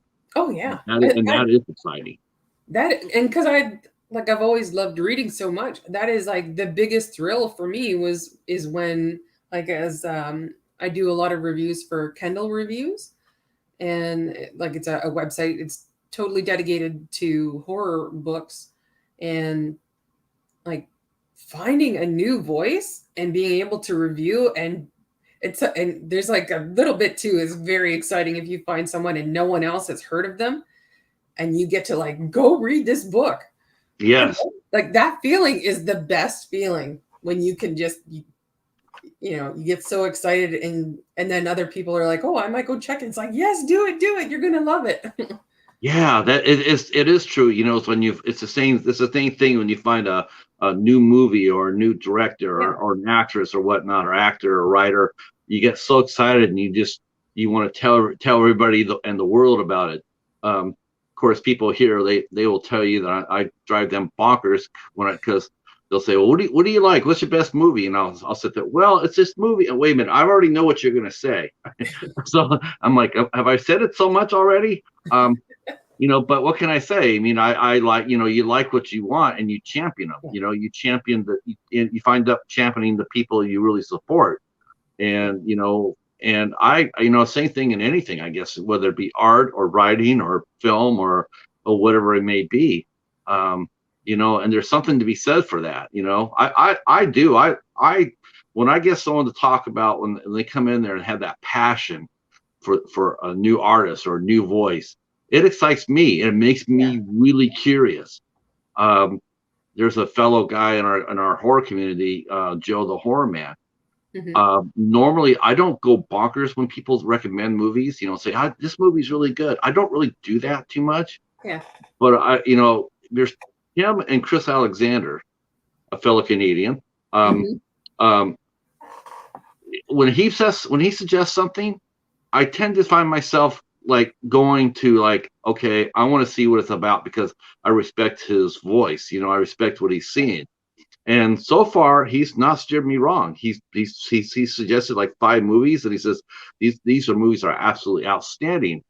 And I'm sitting there going, okay, I'll take a look at that because I trust his voice. Yeah. And he's right. They've just been freaking outstanding. Now you pay more attention to that because it's like, what's he like? You know, and you're willing to take a chance on that. Yeah. More than someone who's sitting there in Amazon going like, well, my romance novel is the best things in the sliced bread. And you already know it's 85 pages. There's not much there to read in the first place. It's double spaced. It's like it's just like, uh, and you want me to pay $5 for this? Yeah. I'm not really buying that. I mean, I could go buy a Dirk Pitt book and go for 400 pages and be lost in an adventure. You're asking me. I just. But what writer? Give me. God, I have so much more. But you know what? I'm not gonna. I'm gonna let you go after this one question. Okay. But tell me your 5 favorite writers that we would not know about besides Um, LaSalle. Besides LaSalle, because we don't know her, but we know she'll make the list. yeah. Yeah. She'll make the list and go read our story. It's good. Um, I would say Steve Stredd. He's another Canadian horror author. I actually got to meet him in person, not last year, but the year before. He's great. He's in the anthology that Wolf Pit that it's going to be in, a silent dystopia. He's in the anthology too, which made me really excited because I was like, oh my god, he's like he's really great.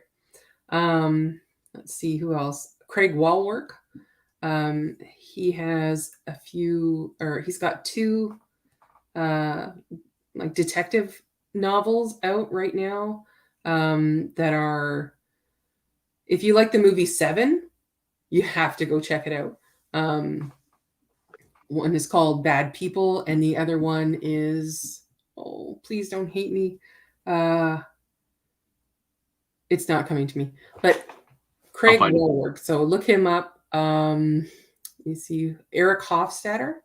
I should have a review of his latest short story. It's called Soaking in Strange Hours. It should be coming out soon. The review of it.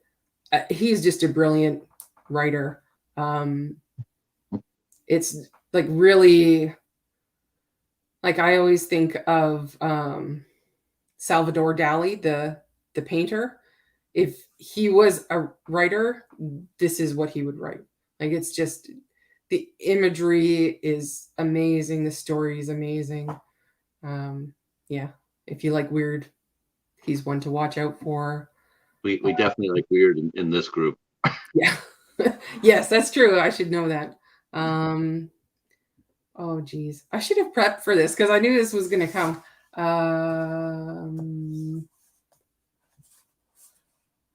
Oh geez. I can't remember. I don't Well, remember. okay, we'll put you on the list. Okay. So yeah, we'll put Jennifer on the list, and then we'll put Andrew Vax on the list. There you go. All right. Andrew Post, or Yeah, yeah, Andrew Post, actually.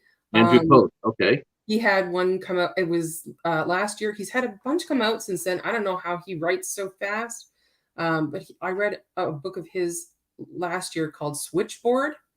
And again, the people that love weird, you need to go get that book. Like it's